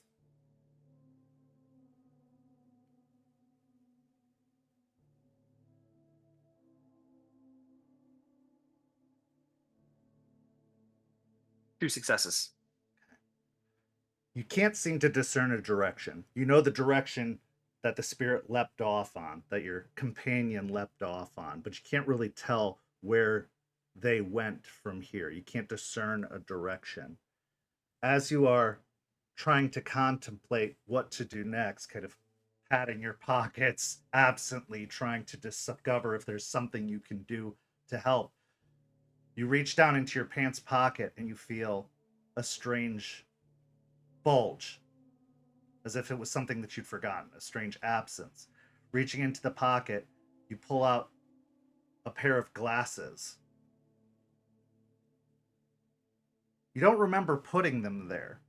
You don't remember withdrawing them from the repository or taking them with you, but you know, ever since you've settled into the cairn, that one of the very benefits of being part of this particular sept is the repository of talismans and talons that they have at their disposal. And one of those talismans seems to be this pair of glasses called aura shades that allow you to see beyond, as if you had the ability and the gift to do so.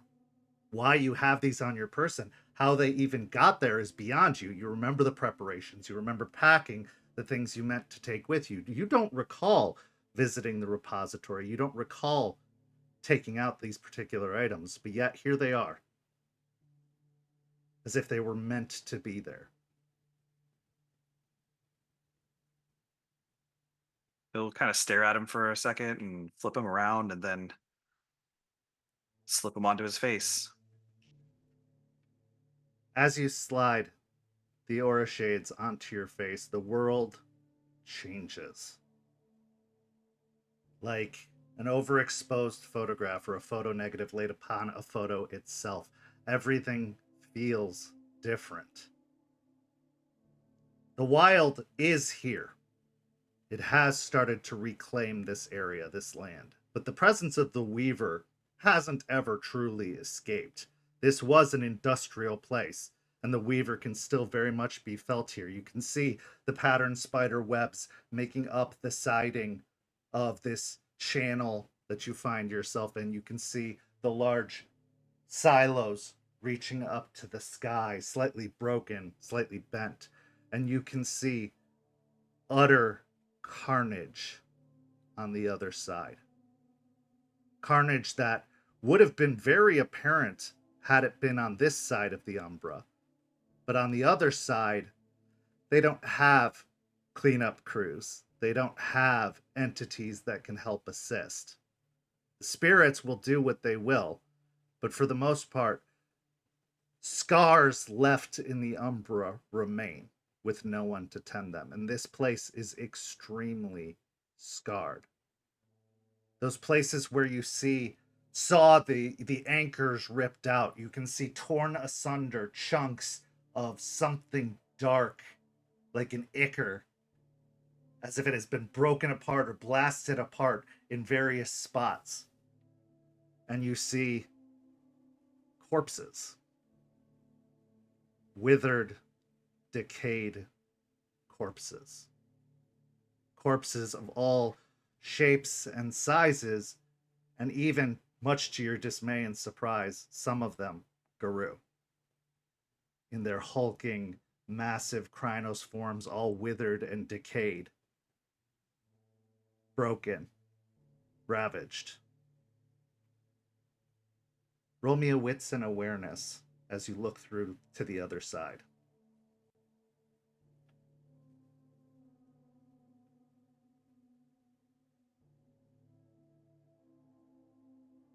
Five successes.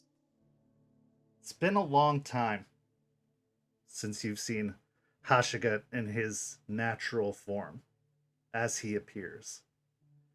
But looking amongst the corpses and the carnage, you see the long, serpentine, black-scaled figure of Hashigat happily slithering about, inspecting, moving up, and clawing away in his almost little draconic body at the corpses, at the chunks, at the ichor. And as he approaches it, his large serpentine jaws open and he starts to consume the ichor, starts to drink in and devour the flesh. Like a scavenger, he moves about ravaging, attacking, consuming, feeding on not just what could be considered physical on this side, but even what considered to be energy or spiritual. Drawn by this disgusting, plaguing energy, the worm spirit feasts, devours, decays, and consumes, taking in as much as he can. And as he does, you can see his form shaking and shivering and shifting and growing. He goes to the center point of what was some sort of anchored thing. You can see the broken off anchors on the umbral side just hanging limply. And he approaches those anchors and starts to claw at them, taking big, large clawfuls and consuming them into his mouth.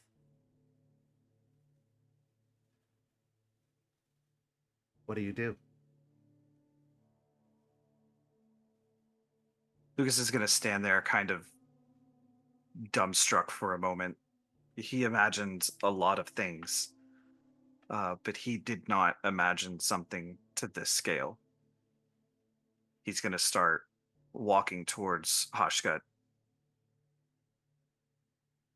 Why exactly did you bring me here? Hashgut stops as he hangs on one of the anchors and looks over in your direction, and recognizing that you see, now that you have the aura shades equipped,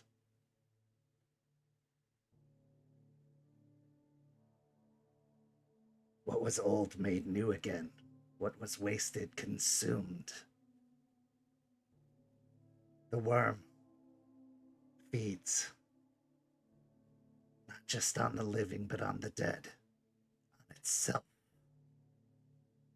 Ashamed to see such energy go to waste when there is one so small and meager and ignored as I, a gaffling capable of so much more. Consider it forced promotion. So you take in all this stuff here, and it's not here anymore. Like recycling. Cycling. Yes, yes. Repurposing, reusing.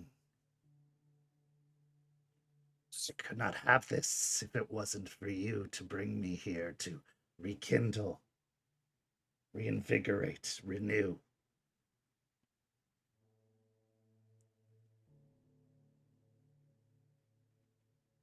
What do I get out of it? This will serve us both. For if I am stronger, the others will have something to fear.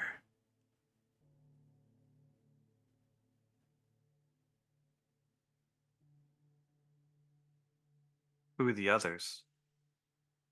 Always others. Bigger, stronger, more powerful.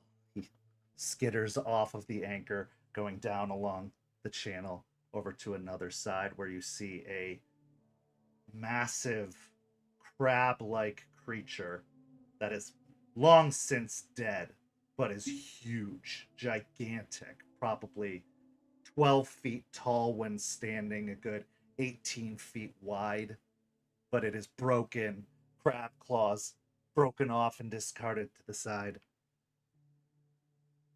Those that haunt, those that are drawn, those that serve, those that are bigger, better, more ravenous. We serve them, but they will serve us. He immediately dives into the body of this large this large crab creature, breaking through the crustaceous shell and digging himself in until you see his little tail disappear into the husk of the body. You can hear it shaking and see it twitching a little bit as it moves about from the inside. And then from the large mouth, it kind of cracks open and Hashiga climbs out. But even as he emerges, you can see he's grown probably another 5 or 6 inches longer.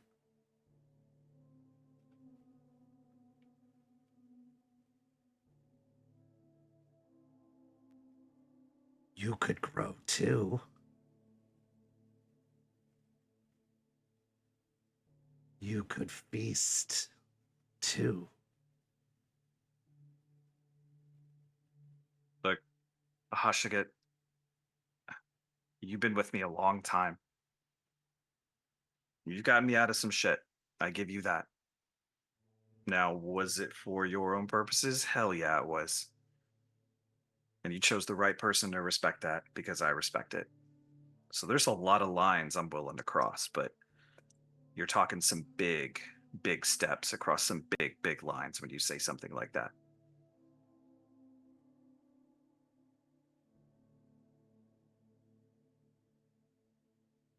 Lucas, some things are too far gone to be saved.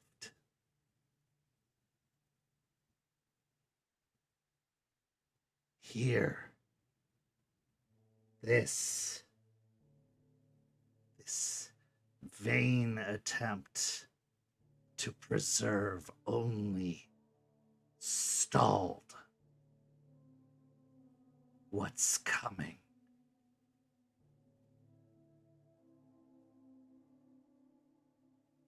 Surrender to the inevitable, and you can feast.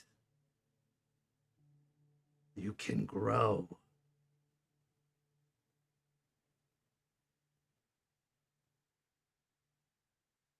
Fortune favors the bold, not those who preserve. Stop defending, start attacking.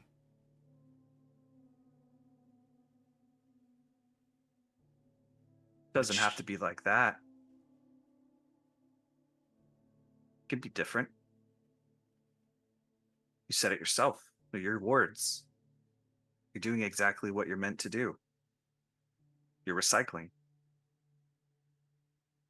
I mean, if that's not serving the circle, I don't know what is. You tell me that I could grow bigger and stronger. You could too, but in the right ways. You could be what you were truly meant to be. And what's that? The end of the cycle.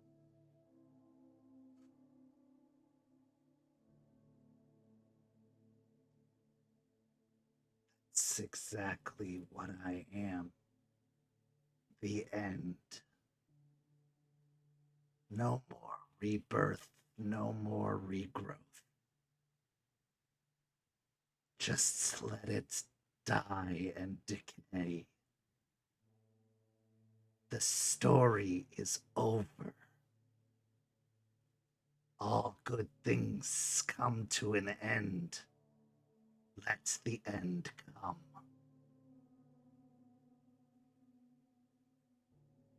What do you feed on when there's nothing left? There's always something left. Is there?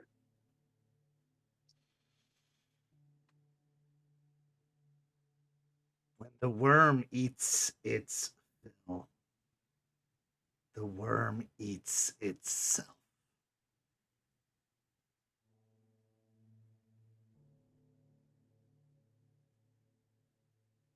Well, that just sounds like bad business to me. I think it's better if you only eat what you're supposed to, because then you never have to stop. The ravenous, all that stuff, you could just revel in it the way it's supposed to be. But if it's all gone, there's nothing left for you. You have a purpose. You always had a purpose. Just like you're trying to take me away from mine, you lost yours. You can still find it. Give me a charisma and persuasion. Or charisma and occult. I'll give you the choice on that one, because those are both valid arguments. So it's a better choice.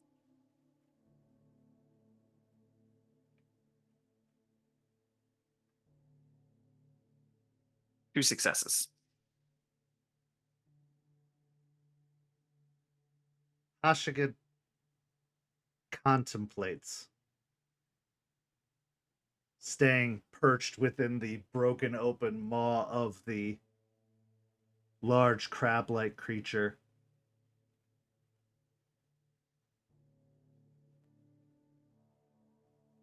There's nothing more to eat. There's nothing left to do.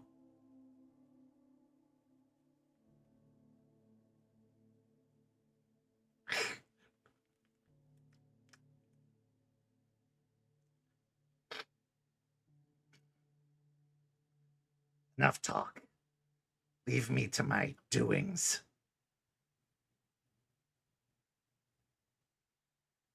You have a good meal. You know where to find me.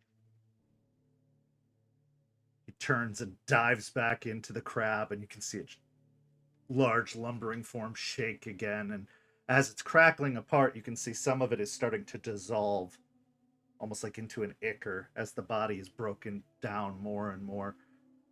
You turn away. Where are you headed? There are guru bodies, right? Mm-hmm. On the umbral side. I know that I can't touch them, but I'm going to go over and look at a few of them before I leave to see if I can see any markings or any identifying factors. Sure, give me a wits and investigation.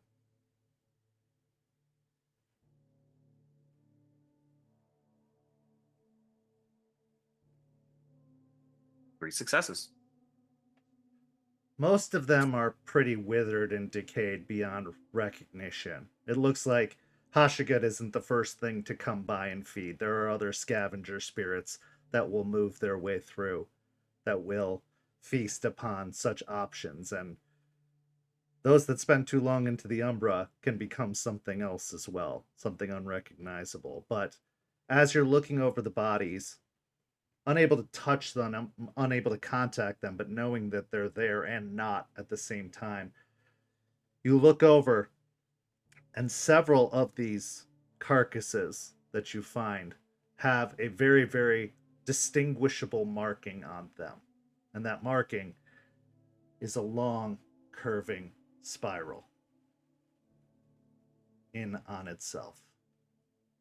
But there are others that don't. Others that don't really have discernible markings, but seem to be clear of any kind of infestation or purge. Some are torn pretty well to shreds. Most of them, their bodies have been completely annihilated for one form or another. Several are burnt to an almost crispy black charcoal. But nothing really stands out more than just some were clearly dancers, some were clearly not. There were two forces that collided here in a conflict, and it seems neither side of the forces escaped escaped at all, probably.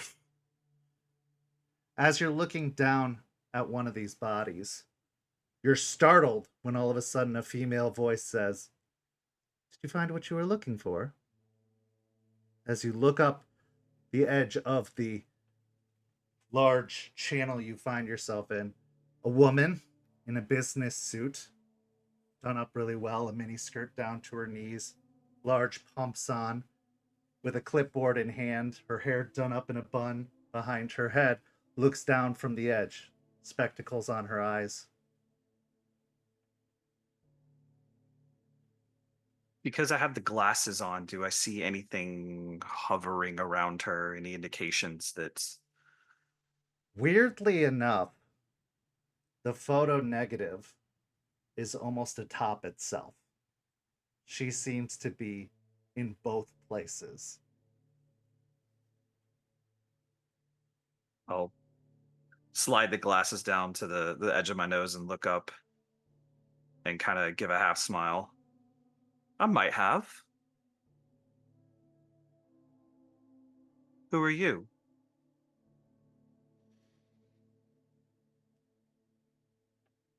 An assessor of sorts, I suppose. Coming to see what remains, like you. Curiosity piqued our interest. Who sent you to assess, if you don't mind me asking?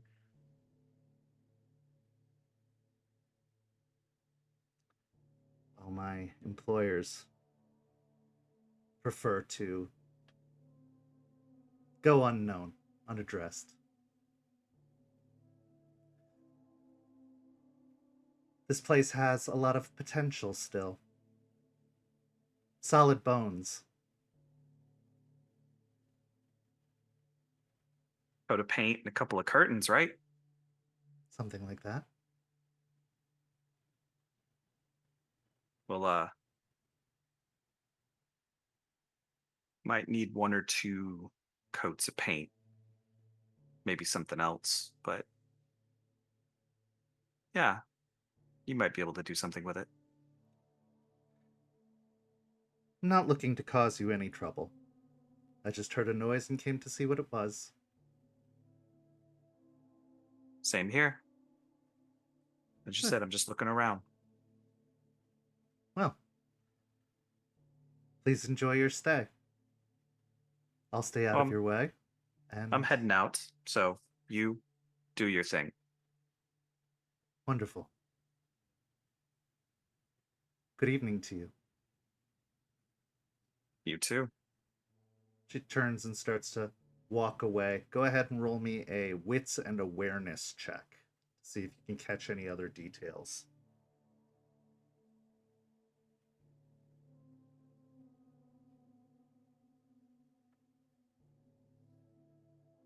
Three successes. Yeah, 3. Because you have Eyes of the Owl active, an ability that allows you to see in greater detail than most would, common eyes probably would have failed to notice this, as the darkness consumes a majority of the area. But as she turns, that clipboard that she has pressed to her chest, you're able to make out some letters at the edge of the clipboard that were not obscured by her arm.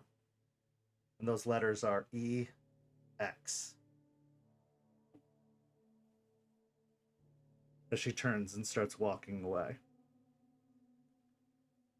After a while, with the aura shades off, you eventually feel the pricks on your leg climbing back up again. But these are much larger pricks at this point, almost like a cat climbing up your shoulders rather than the tiny lizard that was scrambling up before.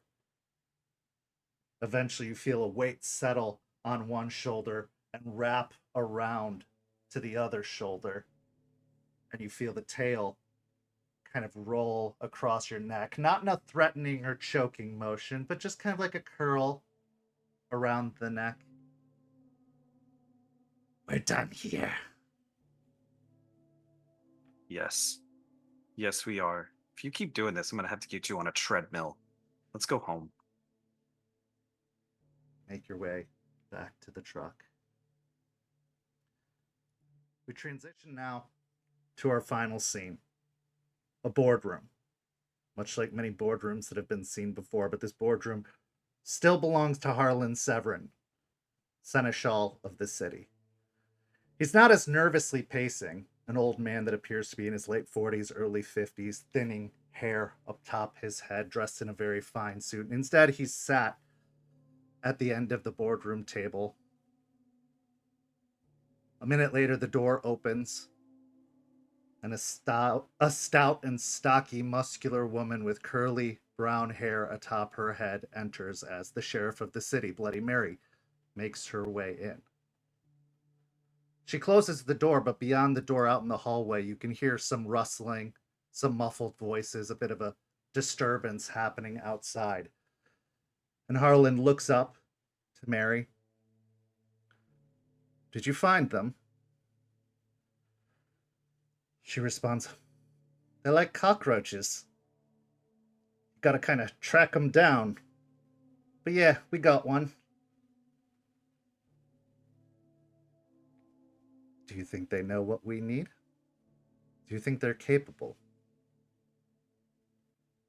I think as long as you got the instructions, they can do what you need. They have a knack for that. Harlan smiles and nods. Very good, bring them in. Mary turns back to the door, opens the door. Oi!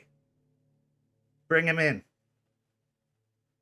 There's a bit of rustling and a little bit of a commotion outside the door before, a moment later, 2 police officers dressed in Tampa Bay police uniforms come in and shove a third figure into the room. The figure wears a large poncho and a crocheted wizard's cap atop their head. Harlan looks up. Hello, Spud. Hey, boss man, what's the deal? I know what you want, says Harlan. But you're gonna have to do something for me first. And that is where our story comes to a close. Thank you so much to the incredible players of this particular session. Thank you so much to everybody watching at home. If you're going to Gen Con this weekend, come by and say hi. I will be running 5 game events all throughout the weekend for Renegade, so you could possibly play at one of my tables where I run Werewolf the Apocalypse or Vampire the Masquerade. You could sit in at one of those tables. Also, 2 more of our storytellers, Mimic and Tyler, will also be there. So come by, say hi to us. Let's hang out. Let's get a drink. Let's do something fun. But yes, we will be at Gen Con this weekend. As for programming this week, it's kind of up in the air at the moment. We're having some technical difficulties on our side, but hopefully we will have a Don't Get Caught for you on Thursday night, as well as a Bloody Strings on Sunday. But if not, we can just chalk it up to Gen Con and we'll catch up with those next week. But thank you so much for watching. Rage Across Tampa will be back next week on Tuesday, so you can get to episode 33 and see what hijinks this pack gets into. Thank you so much for watching and have an absolutely wonderful evening. Good night, everybody.